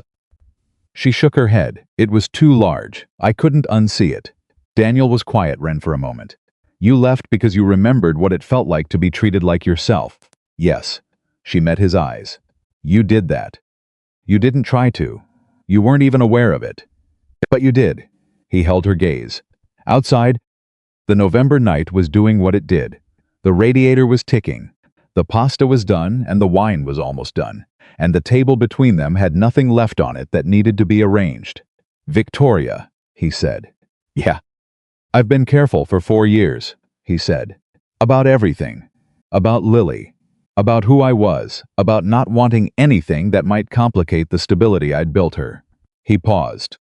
And then you knocked on my door at midnight, and I opened it, he stopped. Because I'm the kind of person who opens the door. And everything I thought was stable turned out to be waiting. She looked at him. Her eyes were clear and dark and completely present. Waiting for what? She asked, though he could hear in her voice that she knew. For something worth not being careful about, he said. She stood up. He stood up. The table was between them, and then it wasn't. Because one of them moved, he was never entirely sure afterward which one of them had moved first, or whether it had been simultaneous, which was maybe more accurate. And then she was standing in front of him in his kitchen, and he was looking at her face at close range and thinking that he'd looked at it from 100 different distances over the past month, and this distance was the one that told him the truth. He raised his hand and touched her face, just his fingertips, at her jawline. She closed her eyes for 1 second. And in that second, he could see the thing that never showed in boardrooms or strategy meetings or even in most of the evenings they'd spent in this kitchen, the thing that lived underneath all of it. The part of her that was simply a woman who wanted, like everyone, to be known. When she opened her eyes, he said, "Is this okay?" She said, "Daniel, I drove across this city on a rainy Tuesday to knock on a stranger's door because some part of me knew I could trust you. I have been coming to this house every Friday for months. I have memorized where you keep the extra blankets." She looked at him. "This is yes. This is okay." He kissed her. Not dramatically, not the way it happened in the movies Lily watched on Saturday mornings that were clearly written for 7-year-olds to interpret as deeply romantic. Just the way you kissed someone when you'd been arriving at them for a long time, through the slow, honest work of actually knowing each other. And the arrival was finally real. She kissed him back, and the kitchen was quiet, and the house was warm, and outside in the November dark, the city was doing everything cities do, indifferent and enormous, and inside this small house in Redmond, Washington, something that had been moving underground for months finally broke the surface. They stayed up until nearly midnight talking not about the company, not about Lawson, not about Andrew or lawyers or acquisition principles, just talking the way people talk when they're learning the last and most important things about each other. She told him about her mother. He told her about the year after Renee died. The specific and unglamorous truth of it, the parts he almost never said out loud. She told him about the dream she'd had at 22 of running her own company, someday, not someone else's. He told her Lily had already informed him 2 weeks ago that she hoped Victoria would to her school's winter concert. "She told you that?" Victoria said. With great seriousness, he said. She said, and I'm quoting, "You should probably ask her, Dad, before someone else does." Victoria covered her face with both hands. "She's 7. She's terrifyingly perceptive for 7. She gets it from you." He shook his head. "She got it from her mother. I just try to keep up." Victoria looked at him across the table, the kitchen table they always sat at, in the chairs that had somehow become theirs, and her expression was something he was going to remember for a very long time. Not happiness exactly, though it was that too. More like the look of someone who has been carrying something heavy for years and has finally, in this specific place, been able to set it down. "Daniel," she said. "Yeah, I'm glad I knocked on your door." He looked back at her. "I'm glad you knocked on it too." Outside, the night was deep and cold and moving toward morning.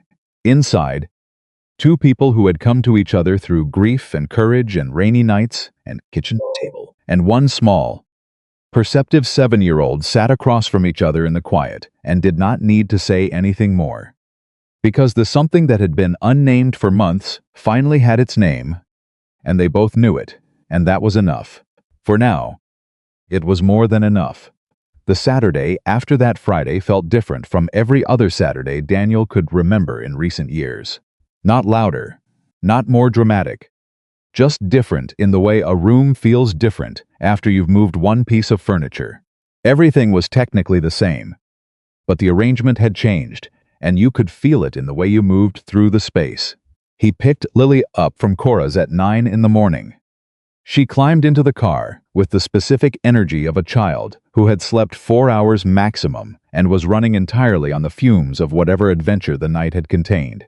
She buckled her seatbelt, looked at him with bright, exhausted eyes and said, "Did Victoria come for dinner?" "She did. Was the pasta good?" "It was." Lily nodded, satisfied, and was asleep before they left Cora's neighborhood. He drove home in the quiet and thought about the night before, not replaying it with the anxious audit that some moments invited, but just holding it. The way you hold something you want to make sure is real before you set it down somewhere it could stay. Victoria had left just before midnight. He'd stood on the porch the same way he always did when she left, and she'd looked back from her car, same way she always did. But this time she'd smiled before she got in, a small private thing that was not for anyone else. And he'd stood there in the cold for a moment, after her taillights disappeared, and thought that he hadn't felt this specific quality of warmth in a very long time. He was not going to rush it. That was the decision he'd made somewhere in the drive home, with Lily breathing softly in the back seat. Whatever this was, and he knew what it was. He wasn't pretending he didn't. It was going to go at the pace of something real. Not the pace of loneliness filling itself in. Not the pace of two damaged people finding each other because the alternatives seemed harder. The actual pace. The pace of two people who already knew things about each other that mattered and were taking their time with the rest. He could afford to be patient. He'd learned patience in the hardest possible way. Sunday was quiet. Monday came at 8:43 Monday morning. Marcus appeared beside Daniel's workstation with a look. Daniel knew the look well enough now to set down whatever he was holding before Marcus started talking. "Lawson," Marcus said. "What now?" "He's gone above the board." Marcus kept his voice low, shoulders angled away from the open hallway. "He went to the parent group that's been in acquisition talks. Directly. Not through board channels. He reached someone in their executive committee and told them that Victoria's leadership is under internal review and that the board confidence vote was closer than reported." Daniel was quiet for 2 full seconds. "The vote wasn't under review. The board backed her." "I know that. You know that." Apparently, Lawson's version of the story has some creative accounting of what the vote actually meant. Marcus looked at him. "The acquisition team has a preliminary decision meeting Wednesday. If they go in with Lawson's version in their head and nobody corrects it before then, it poisons the meeting before it starts." Daniel picked up his tools. "Does she know?" "Her assistant got a call from corporate counsel this morning." "So probably." He was already moving toward the elevator. He found her on 14, not in her office, in the small conference room at the end of the hall. Standing at the head of the table, with Devon and 2 people from corporate counsel spread out in front of her. And through the glass wall, he could see she was in full command mode. But her jaw was set in the way that meant she'd had about 40 minutes of sleep and was running on something more combustible than caffeine. He caught Devon's eye through the glass. Devon came to the door. "She knows you're here," Devon said quietly. "She said 10 minutes. Daniel waited. He sat in the chair outside the conference room and watched through the glass without trying to read lips. Just reading posture. Victoria was precise and fast, and the 2 lawyers were nodding at a pace that told him she was ahead of them, rather than being led. She pointed at something on a document. Made a gesture that meant specifically and not approximately. One of the lawyers wrote something down quickly. 8 minutes later, she came out. "Walk with me," she said. They walked to her office. She closed the door. She stood with her back to the window, her usual position when she was thinking, on her feet, and looked at him with the clean, direct gaze that meant she was past the point of managing what he saw. "He went to Exotech directly," she said. "Not a rumor. Confirmed this morning." He told their executive VP that the board confidence vote was 4-3 against me, and that 2 of the 4 who voted for me have privately expressed concerns since. She paused. "Both things are false. The vote was 5-2 in my favor, and neither of the 5 has expressed anything to Lawson. I have that in writing.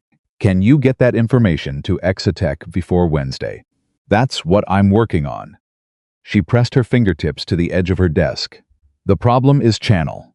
If I reach out to Exotech directly to correct the narrative, it looks defensive. It draws attention to the story instead of replacing it. I need someone credible to the Exotech VP to deliver the correction in a way that looks organic. The board member who flipped back to your side, Daniel said. The one who knew you longest. Can they make a call? She looked at him. Something registered in her face. Helen Marsh. She's been on this board for 11 years. She has a direct relationship with Exotech's chairman from a previous acquisition she advised on. She was already picking up her phone. That's a relationship call. Not a defensive correction. That's her reaching out to a colleague. Different story entirely. She was dialing. She looked up at him once before the call connected. The look said, "Thank you." It also said, "I've got this." Both things were true simultaneously. Which was, he was beginning to understand exactly how Victoria Hayes operated, when she was at her best not needing help and accepting it at the same time without letting either cancel the other. He left her to the call. He went back to work. At 2:15 that afternoon, she texted him. Helen made the call. Exotech VP called their project lead 10 minutes later with a correction. Don't know what Helen said, but it worked. He wrote back. She's been on the board 11 years. She knows how to say things. Victoria replied. I'm going to send her the best gift basket in recorded history. He wrote, send her something better than a gift basket. Send her a handwritten note. Nobody sends those anymore.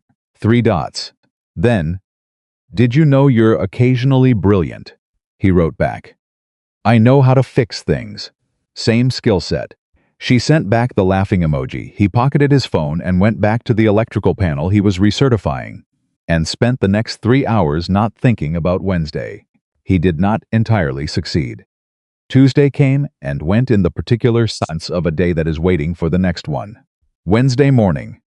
Daniel came into work at 6:30, which was earlier than usual, which he told himself was because of the HVAC diagnostic on the 4th floor, and not because he was paying attention to something happening on the 14th. He was on the 4th floor at 7:15 when he heard the elevator. Not Victoria. He knew the sound of her heels on the lobby floor by now, which was an absurd thing to know, and he knew it. But there it was. This was multiple sets of footsteps. The deliberate, expensive-sounding kind that meant people who were not regular occupants of the building. The Exotech team arriving early. He stayed on the 4th floor. He did his diagnostic. He was very focused on the HVAC. At 11:47, his phone buzzed. Devon's name, which was unusual. Devon almost never texted him directly. The message was 4 words. She needs you now. He was in the elevator before he finished reading it. When he stepped onto the 14th floor, the conference room at the end of the hall was still occupied. He could see shapes through the frosted glass. The meeting still running, but Devon was at the end of the hall near the elevator, with an expression Daniel had never seen on him before, which was the expression of someone who is controlling a very strong reaction. What happened? Daniel said. The meeting's still going, Devon said quietly. But about 20 minutes ago, one of the Exotech principals, not the VP, the other one, the junior partner, asked to use the restroom, and when he came back he had his phone out, and he read something to the room. Devon stopped. Someone sent him a document, during the meeting, a compiled file, emails, internal memos, screenshots framed as evidence of a pattern of hostile management and intimidation by Victoria toward junior staff. Devon looked at him directly. It was sent from an anonymous account, but the formatting, the language, the specific documents selected. Our legal team looked at the first page, and they say it has Lawson's fingerprints all over it. Daniel stood in the hallway and felt something cold and deliberate move through him. During the meeting, he timed it to land while she was in the room so she couldn't prepare a response in advance. Yes. What's happening in there now? She asked for a 15-minute recess. That was 12 minutes ago. Devon looked at the frosted glass. She's in there alone right now. Daniel looked at the conference room door. He thought about Victoria's face on a rainy porch at midnight. He thought about the board meeting and the basement corridor and the kitchen table and everything that had been built between them through the slow, honest work of actually seeing each other. He thought about what it meant to be a person who opened doors. Can I go in? he asked Devon. Devon looked at him for exactly 2 seconds. Then he said, "The Exotech team is in the break room. No, bud. He's watching the conference room right now." Daniel walked to the conference room door and opened it. Victoria was standing at the head of the table, with both hands flat on the surface, the grounding gesture. The one she used when she needed to feel solid, and looking at something on her phone. She looked up when he came in. For one unguarded second. Before she reorganized, he saw everything. The exhaustion, the fury, the specific, devastating look of someone who has been blindsided in the one place they thought they were protected. Then she organized her face. Old habit. "Daniel, don't," he said. He closed the door. "Don't do the face. It's me." Her jaw moved. The organized face held for another 3 seconds. Then it let go. And she pressed the heels of her hands against the edge of the table and said, very quietly, "He sent fabricated documents to the Exotech team during the meeting. Not exaggerated documents. Not selectively edited. Fabricated. The email chains referenced in that file do not exist. The memos are not in any of our internal systems.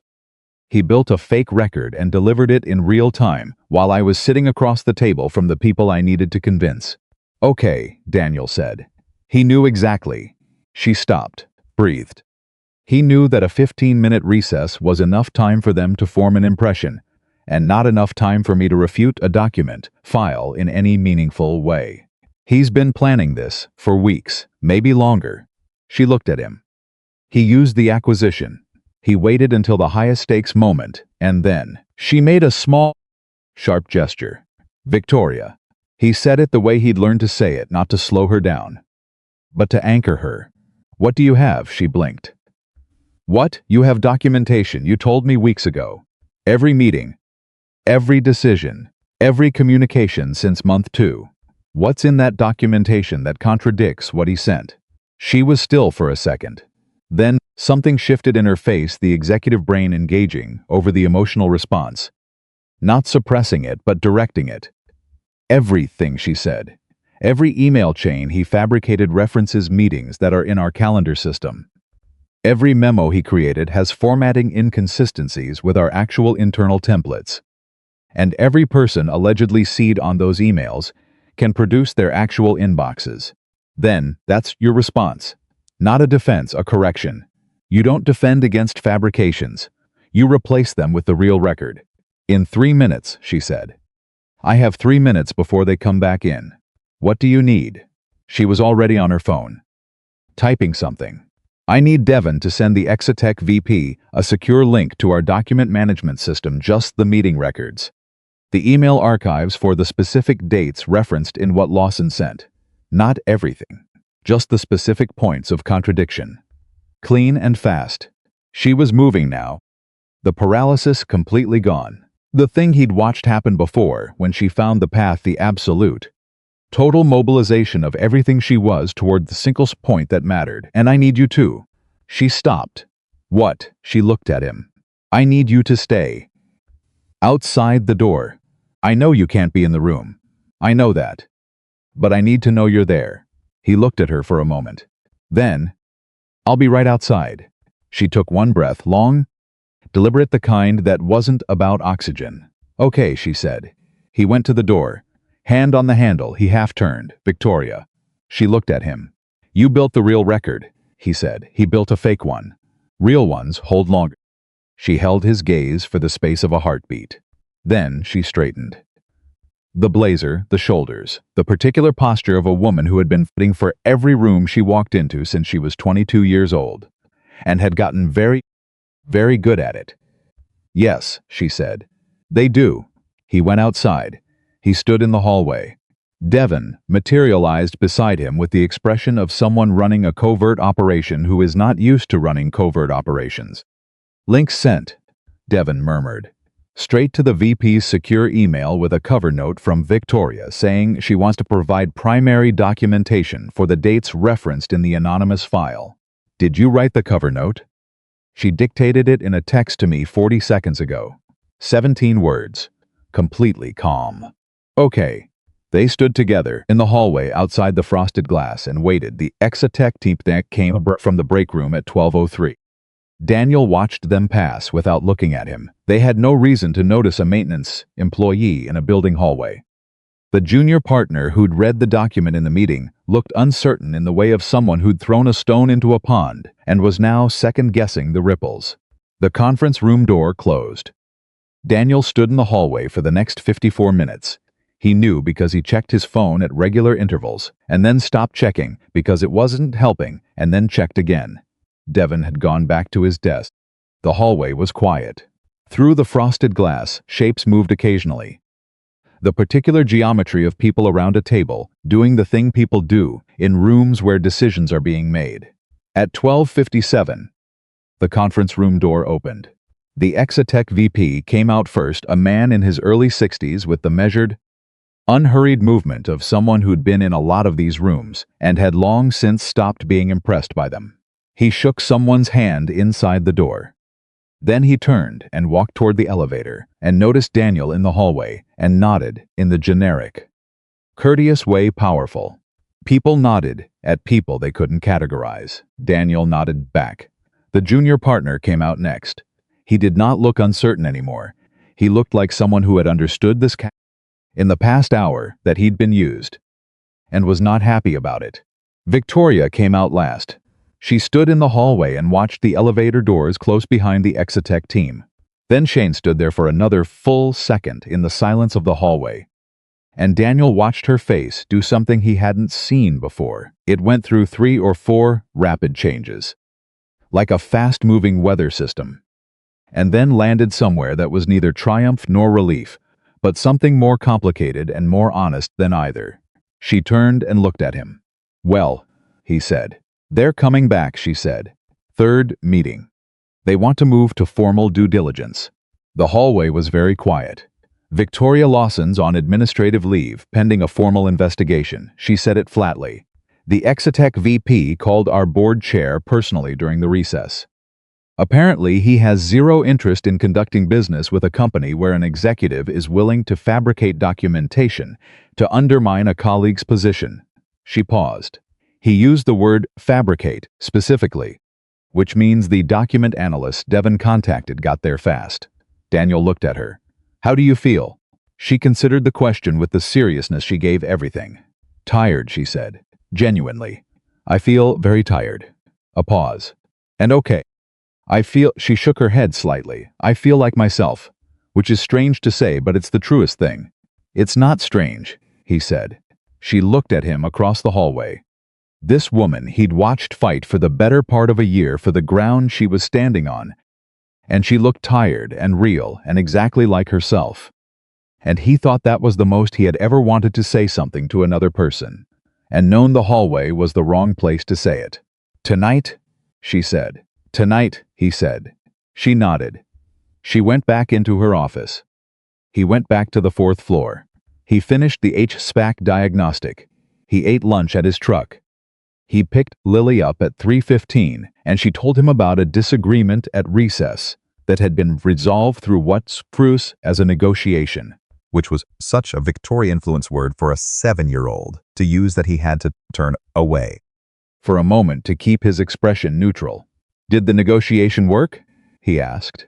"Yes," Lily said. "I told Maya that we could both be right about different parts of it." Which is what Victoria says about things. Does she say that? She says it all the time. She says most arguments are two people being right about different parts of the same thing and fighting about the part the other one is right about. Lily looked at him in the rearview mirror. "Is Victoria coming tonight?" "She is." Lily processed this. "Good," she said. With complete certainty, I need to tell her about the negotiation. Victoria arrived at 6:30 with takeout from the Thai place. Again their place now. By unspoken agreement, and Lily greeted her at the door with the speed of a child who had been containing news for several and reached her limit.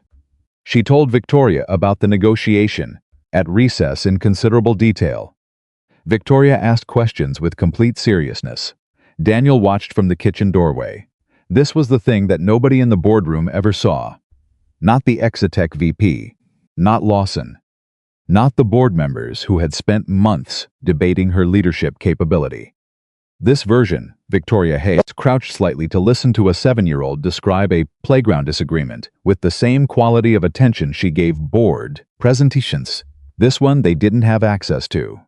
This was the version Daniel had been watching for months. Collecting without meaning to, adding to the weight of evidence about who she actually was.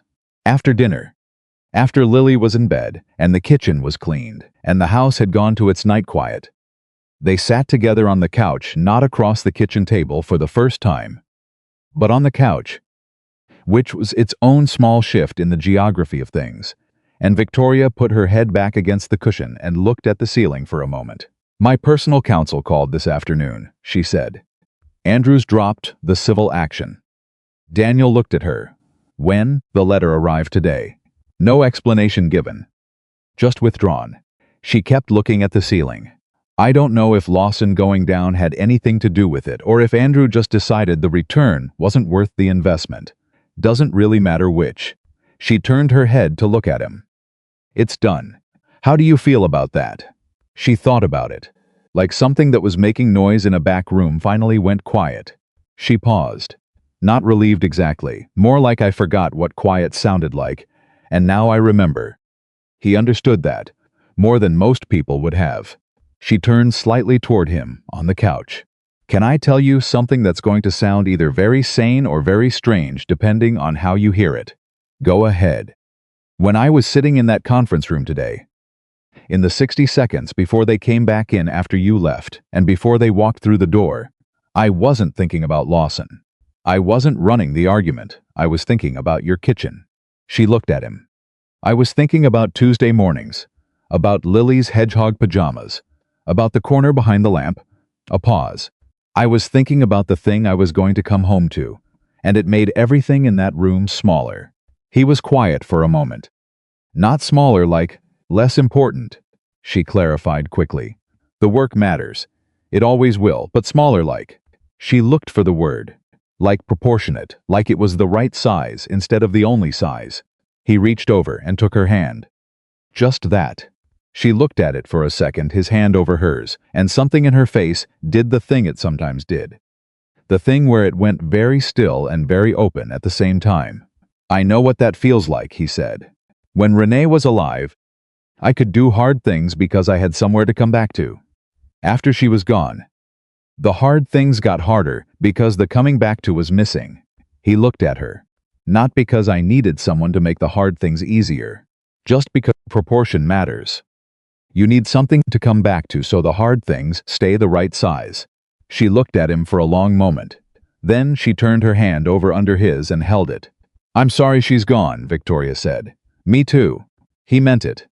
Still, after 4 years he still meant it completely. She would have liked you. Victoria was quiet. Then? How do you know? Because she had a radar for kind people. And you're kinder than you let most people see. She didn't say anything right away. She looked at the middle distance of the living room they lived in. Particular middle distance of a house where a child kept her soccer ball by the back door and her artwork was on the refrigerator and the lamp in the corner lit the corner behind it that he'd cleaned because Lily noticed. She looked at all of it, and he watched her take it in, and he thought he could see the moment she understood what she was looking at. Daniel, she said. Yeah, I don't want this to be a Friday thing. She said it quietly, but with the directness she brought to everything that mattered. I don't want this to be a dinner at your house. Back to my apartment thing. I know it's... She stopped. I know that's fast. I know there are 100 reasons to be careful. But I am not interested in being careful about this. He looked at her. You told me not to be careful about you. I did. Then I'm not. He met her eyes. I'm not being careful. I'm being real about it. And real about it means yes, I want this. Whatever this is that we're making. I want it. She exhaled. A long, genuine one. The kind that meant something had been held for a while. Okay, she said. Okay, he said back. They sat there together in the quiet of the house. Her hand in his, and outside the night was doing its thing. And somewhere down the hall, Lily was sleeping, with her arms wide, and Gerald the bear in his rightful place. And the house held them both, with the specific warmth of a place that had been waiting for exactly this without knowing it was waiting. At some point, Victoria fell asleep on the couch. He noticed it happening, the way you notice something, gradual. Her head dropped slightly. Her breathing slowed, and by the time he registered it fully, she was genuinely out. The particular deep sleep of someone who has not let themselves rest in a very long time and has finally found the place safe enough to do it. He sat for a while without moving. Then he got up carefully and brought the blanket from the hallway closet, the same one he'd brought her 11 months ago on a rainy midnight when she'd been a woman with a suitcase and a fractured voice and more courage than she could see in herself, and laid it over her. He turned off the living room light. He stood in the hallway for a moment. He thought about what she'd said, about the conference room and the kitchen and proportion. He thought about 4 years of learning how to exist and the thing that had been building for the last 11 months, and the word she'd used, real, and what it meant to be real about something instead of careful. He was not afraid of it. That was the thing that surprised him most. If he was being honest, he'd thought when this moment came, if it came, he would be afraid. He'd thought that the fear would be about loss, about the particular devastating education of having loved someone completely and then having them gone without warning. He'd thought the grief would make him careful forever. But standing in his hallway at 11:40 on a Wednesday night, with a woman sleeping on his couch who had knocked on his door in the rain and changed the arrangement of everything, he wasn't afraid. He was just here, present, in the actual life he was living. He went to bed.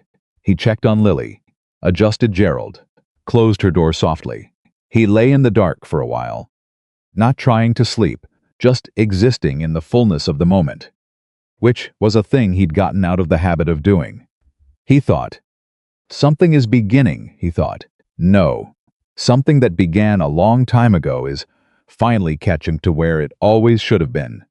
He thought about all the things he'd learned to fix over the years, HVAC systems and electrical valves and leaking pipes and all the structural, mechanical, fundamental things that kept a building from falling down. He thought about how you learned, with enough experience, to tell the difference between something that was broken and something that was simply waiting to be put together correctly. He thought that some things were like that, not broken, just waiting. Outside, the November night had shifted toward December. The city was a distant sound. The house held its quiet. He closed his eyes.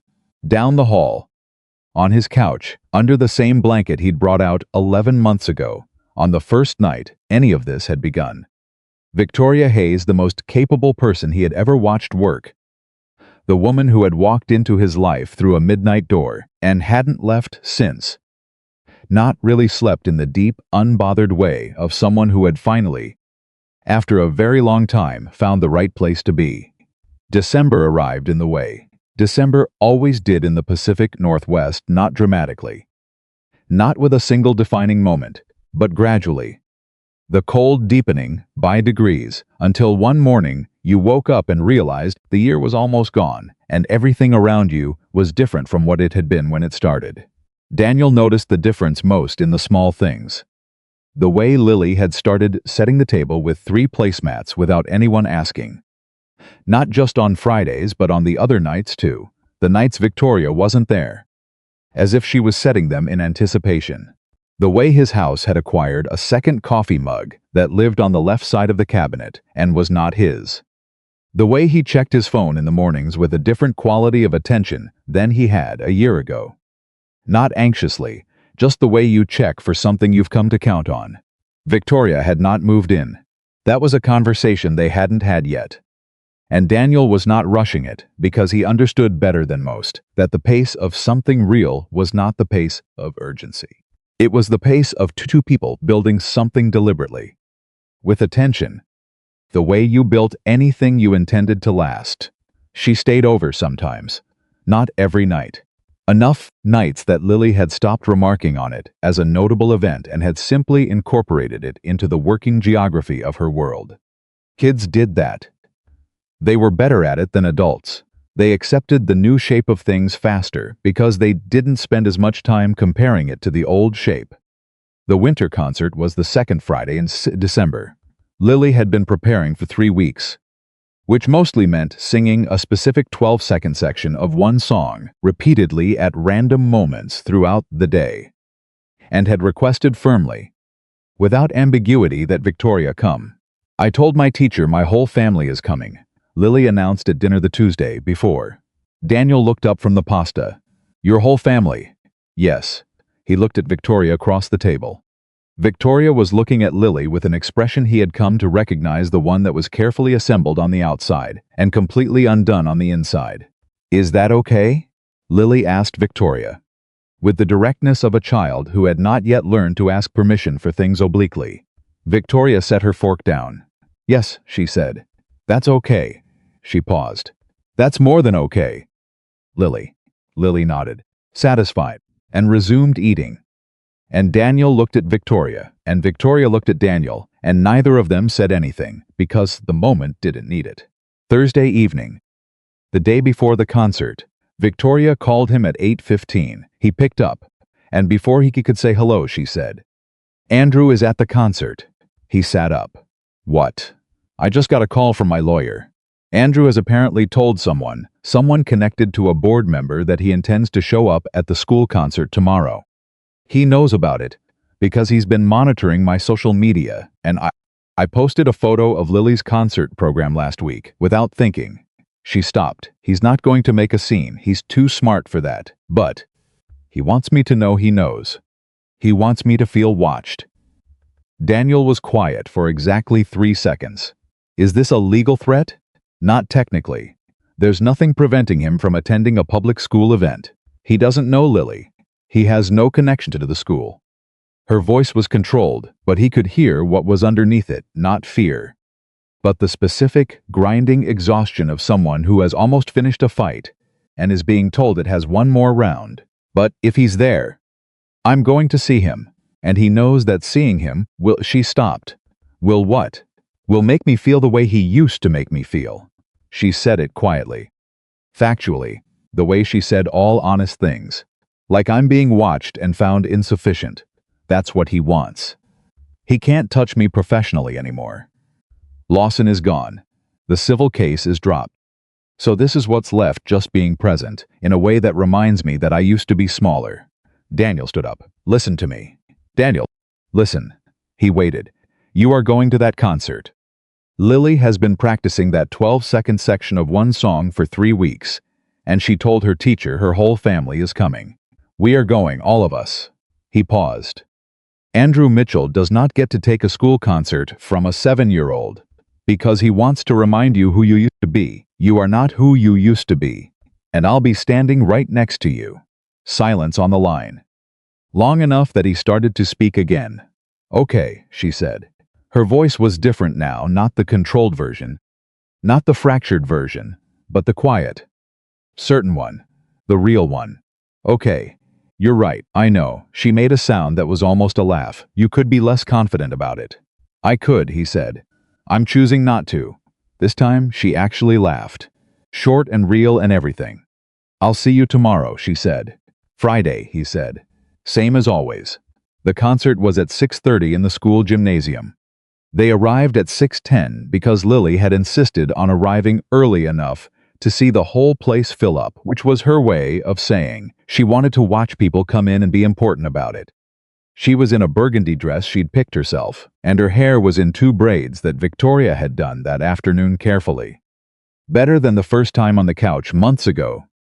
A specific improvement that Daniel had noticed and said nothing about because it seemed like the kind of thing that should be let to accumulate quietly.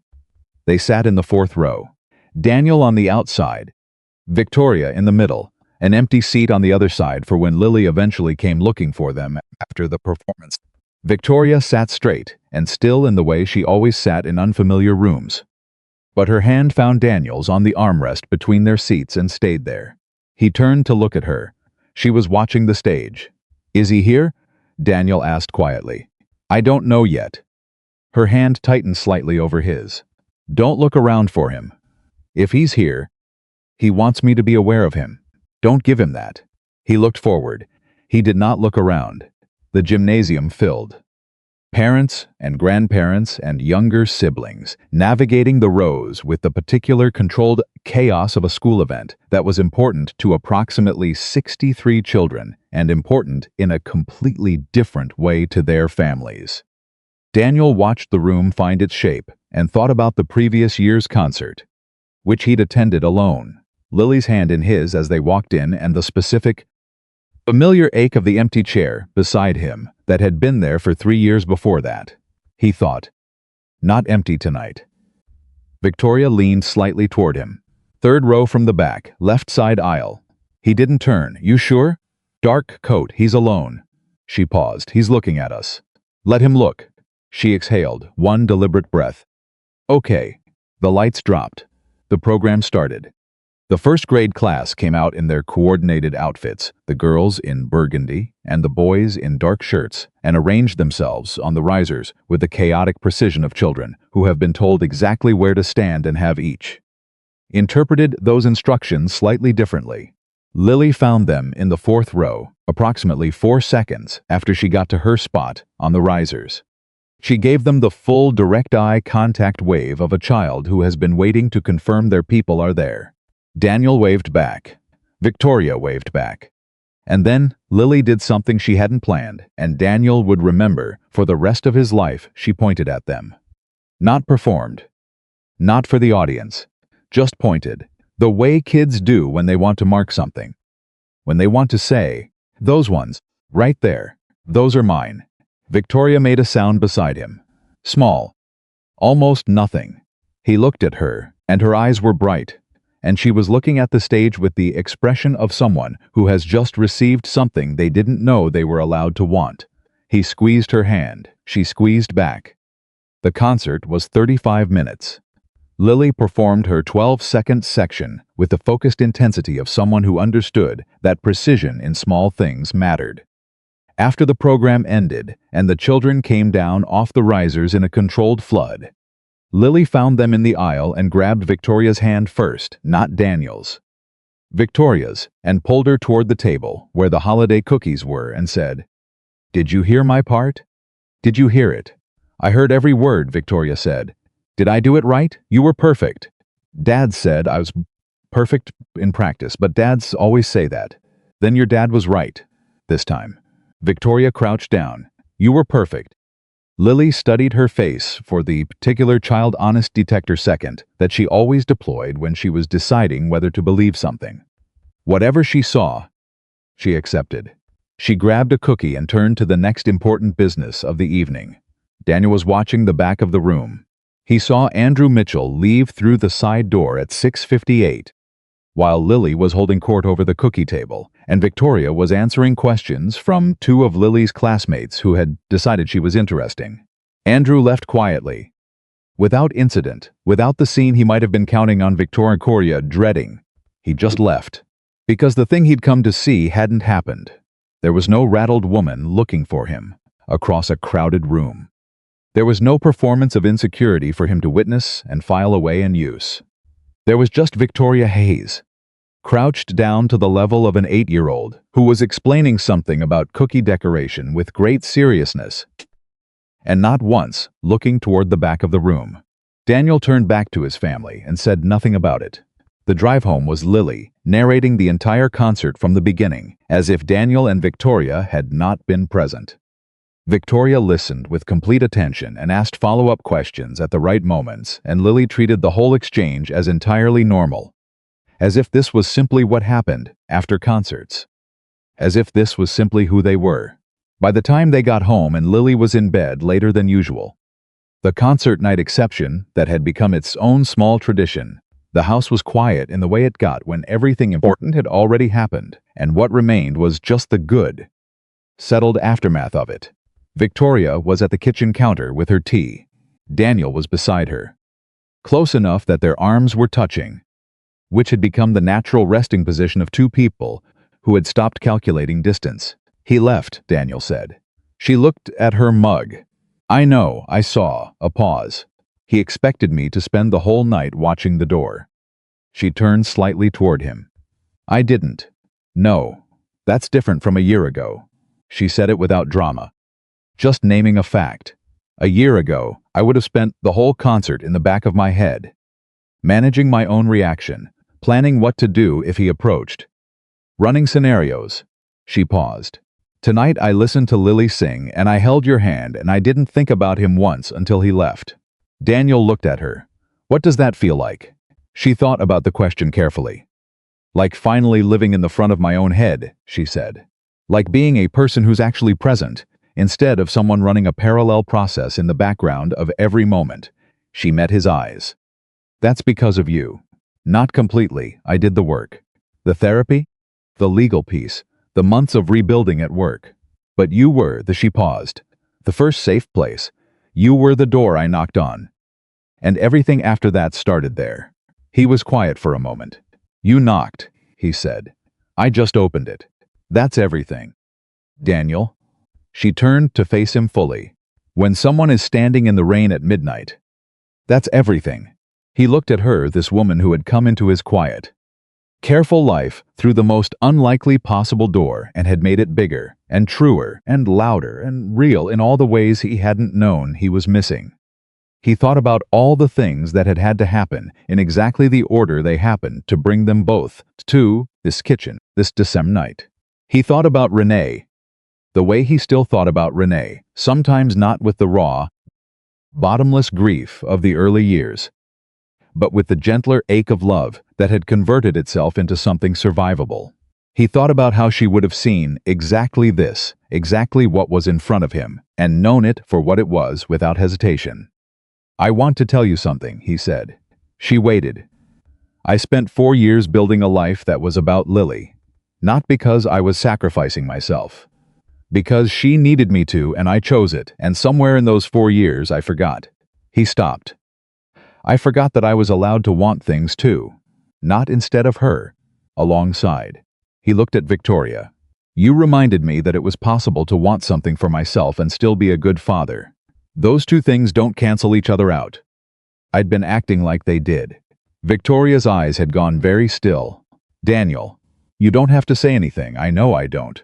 She set her mug down. But I want to. Because you said that. And I want to answer it with something true. She looked at him. I had convinced myself Andrew did this. But I let him. I had convinced myself that who I was professionally and who I was personally were incompatible things. That to be taken seriously as a leader I had to be alone. Or at least not fully present anywhere except work. That needing people was a liability. She paused. Being in this house, being here with you and Lily. Being allowed to be a person who braids a kid's hair and shows up at school concerts and falls asleep on a couch, I remembered. That I'm allowed to have all of it. Not one version of myself, all of them. He reached up and touched her face, the way he had, on that first Friday night in the kitchen, his fingertips at her jaw. The gesture that had become the one that meant specifically this. Specifically them. All of them, he said. That's the only version of you I've ever known. She put her hand over his, held it there for a moment. Then she said, very quietly, I love you, Daniel. He had thought, idly over the previous weeks, that when this happened, when one of them said it, first, there might be some weight to carry in the moment, some gravity that required careful handling. But it turned out the thing about love that was real was that it didn't require handling. It was already there, had been there. You just needed the right moment to name what was already standing in the room. I love you too, he said. And it was the most straightforward sentence he had said in a very long time. Which was exactly right, because it was also the truest. She stepped into him. He put his arms around her. In his kitchen. In December, in the small house in Redmond, that had been a house of careful quiet for 4 years, and was now something else.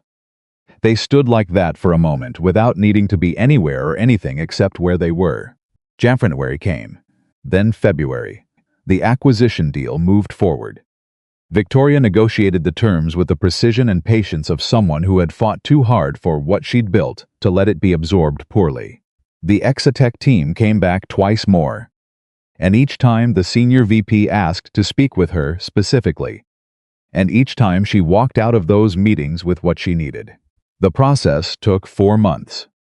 She slept on Daniel's couch through some of the hardest nights of it, and she sat at his kitchen table the next morning and ate the breakfast he made and talked through the problems with him in the way she talked through things with Daniel, not looking for answers, but thinking out loud in the presence of someone whose judgment she trusted completely. Lawson's investigation concluded in February. The findings were significant enough that his departure from the company was permanent and came with conditions he did not publicize. Daniel heard about it from Marcus, who delivered the news with the satisfaction of someone who had been watching the situation develop for a year and had always known how it would resolve. She built a paper trail he couldn't get around, Marcus said. She builds records of everything, Daniel said. Smart woman. The smartest person in this building, Daniel said. And meant it plainly, without pride of ownership or performance. Just the simple truth of it. Spring arrived the way. Spring arrived in the northwest tentatively. Then, all at once, the cold giving way over the course of 2 weeks, until one morning you stepped outside and realized the season had changed for real. On a Saturday in March, Lily announced at breakfast that she had decided Victoria should move in. Daniel looked up from his coffee. Victoria looked up from the newspaper she'd been reading. Lily continued eating her eggs with the composure of someone who has said a reasonable thing and is waiting for the adults to catch up. Is that so? Daniel said. Yes. Lily set down her fork. She's here all the time anyway, and she keeps her stuff in the bag she carries. Which is inefficient. She looked at Victoria. That's a word Victoria taught me. Inefficient. It is a word I use, Victoria confirmed carefully. And the guest room doesn't have anyone in it. Lily looked between them. Also, Gerald likes her. Daniel looked at Victoria across the table. Victoria was looking at Lily with the expression that he'd catalogued as the one she deployed when she was trying not to be completely undone by a 7-year-old. Lily, Daniel said. Can you give us a minute? Lily picked up her plate. Entirely untroubled. I'm going to finish eating in front of the cartoon, she said, as if this had been her plan all along, and left the kitchen with the serenity of someone who has said what needed saying and considers the matter settled. The kitchen was quiet. Daniel looked at Victoria. Victoria looked at him. She's not wrong about the bag, Victoria said. She's not wrong about most things. It is inefficient. He looked at her steadily. Is that what you want? She put the newspaper down. She looked at him across the kitchen table, the same table they'd sat at on a rainy midnight almost a year and a half ago. The table that had been the site of more of their real conversations than he could count. The table that had become in some way the center of everything. She looked at him the way she looked at things she'd already decided but wanted to name correctly. I want to stop carrying a bag, she said. I want a drawer. I want to know where the extra blankets are without going to look because I already know. I want Lily to stop setting a place for me as if I might not show up. She paused. I want to come home. He held her gaze. Then come home, she breathed. Not the deliberate, composing breath of a woman managing a difficult room. Just a breath. The ordinary, relieved kind. Okay, she said. She moved in the following Saturday. She did not bring much at first. She was, as with everything, methodical about it, integrating by degrees rather than all at once. A box of books, the specific coffee mug, clothes that moved from the bag to the closet, from the closet to the drawers. Her work things established themselves in the small room that had been the art supply room that couldn't decide what it was, and now knew. Lily supervised all of it with the authority of a person whose idea it had been. The night Victoria moved in, after Lily was in bed and the house had gone to its quiet, Daniel found Victoria standing in the living room in the dark looking at the room. Not at anything specific, just looking at it, taking it in. He came and stood beside her. Okay? He asked. More than okay, she turned to look at him. I just wanted to stand in it, for a second, so I'd remember what this moment felt like. He understood that, the impulse to mark a moment before it became the past. He'd learned to do it to slow down long enough to hold the thing before it became a memory. He took her hand. She leaned slightly into him.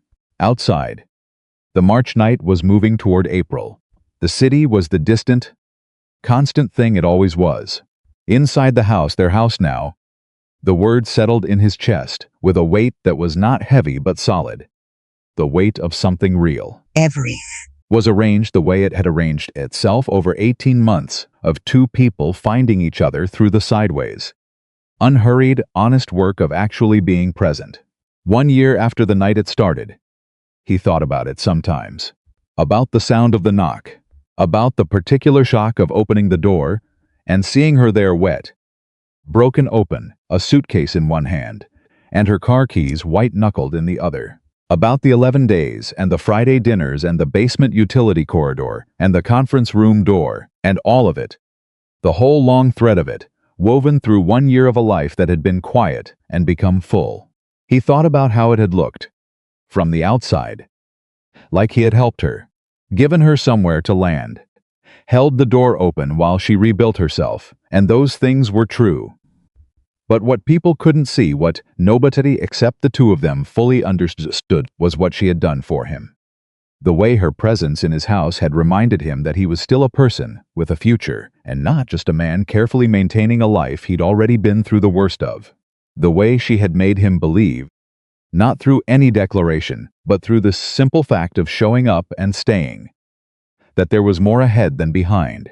He hadn't saved her. She hadn't saved him. They had simply found each other. In the middle of two separate, difficult, real lives. They had found each other and chosen, over and over in small moments and large ones, to stay. On the last Friday of April, Lily came home from school with a drawing she'd made in art class. She presented it at the kitchen counter with considerable ceremony, unfolding it flat on the surface so they could both see it properly. It was 3 people, stick figures, but detailed in the specific way. Lily's art was always detailed. Each figure had specific colors, specific hair. The tall one on the left had brown hair and held something angular that was probably tools. The tall one on the right had dark curly hair and was wearing what appeared to be a blazer. The small one in the middle had curls and was holding both their hands. Under the picture, in the deliberate block, letters of a second grader who took handwriting seriously. It said, "My family." Daniel stood very still. Victoria stood very still. Lily looked at them both. "My teacher said, 'Draw your family,'" she said. "So I drew my family." She shrugged with the uncomplicated confidence of someone who has said the obvious thing. Then she picked up the drawing and put it on the refrigerator herself, next to the concert program and the school photo and the other things that accumulated there the way the important things always did. In no particular order, just the true record of a life being lived.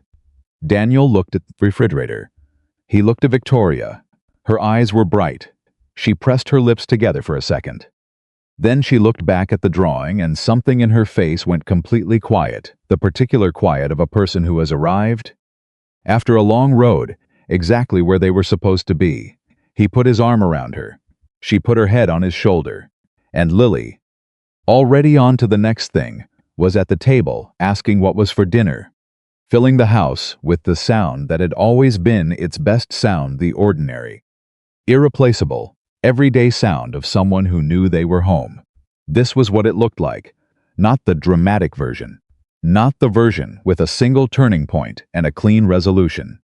The real version, built out of midnight knocks and kitchen tables and bad days at work and Good Fridays and a small girl who set 3 placemats without being asked and a man who opened the door because that was who he was and a woman who had the courage to knock on it.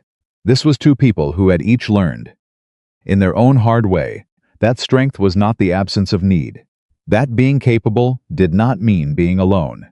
That the bravest thing you could do sometimes was knock on someone's door in the rain and ask for what you needed, and that the second bravest thing was opening it. Daniel Carter stood in his kitchen on a Friday evening with the woman he loved beside him and his daughter across the table, and the drawing on the refrigerator, and the whole solid, ordinary, extraordinary weight of a real life pressing in from every direction. And he thought, this is the thing I was living toward all along. He just hadn't known it until she knocked.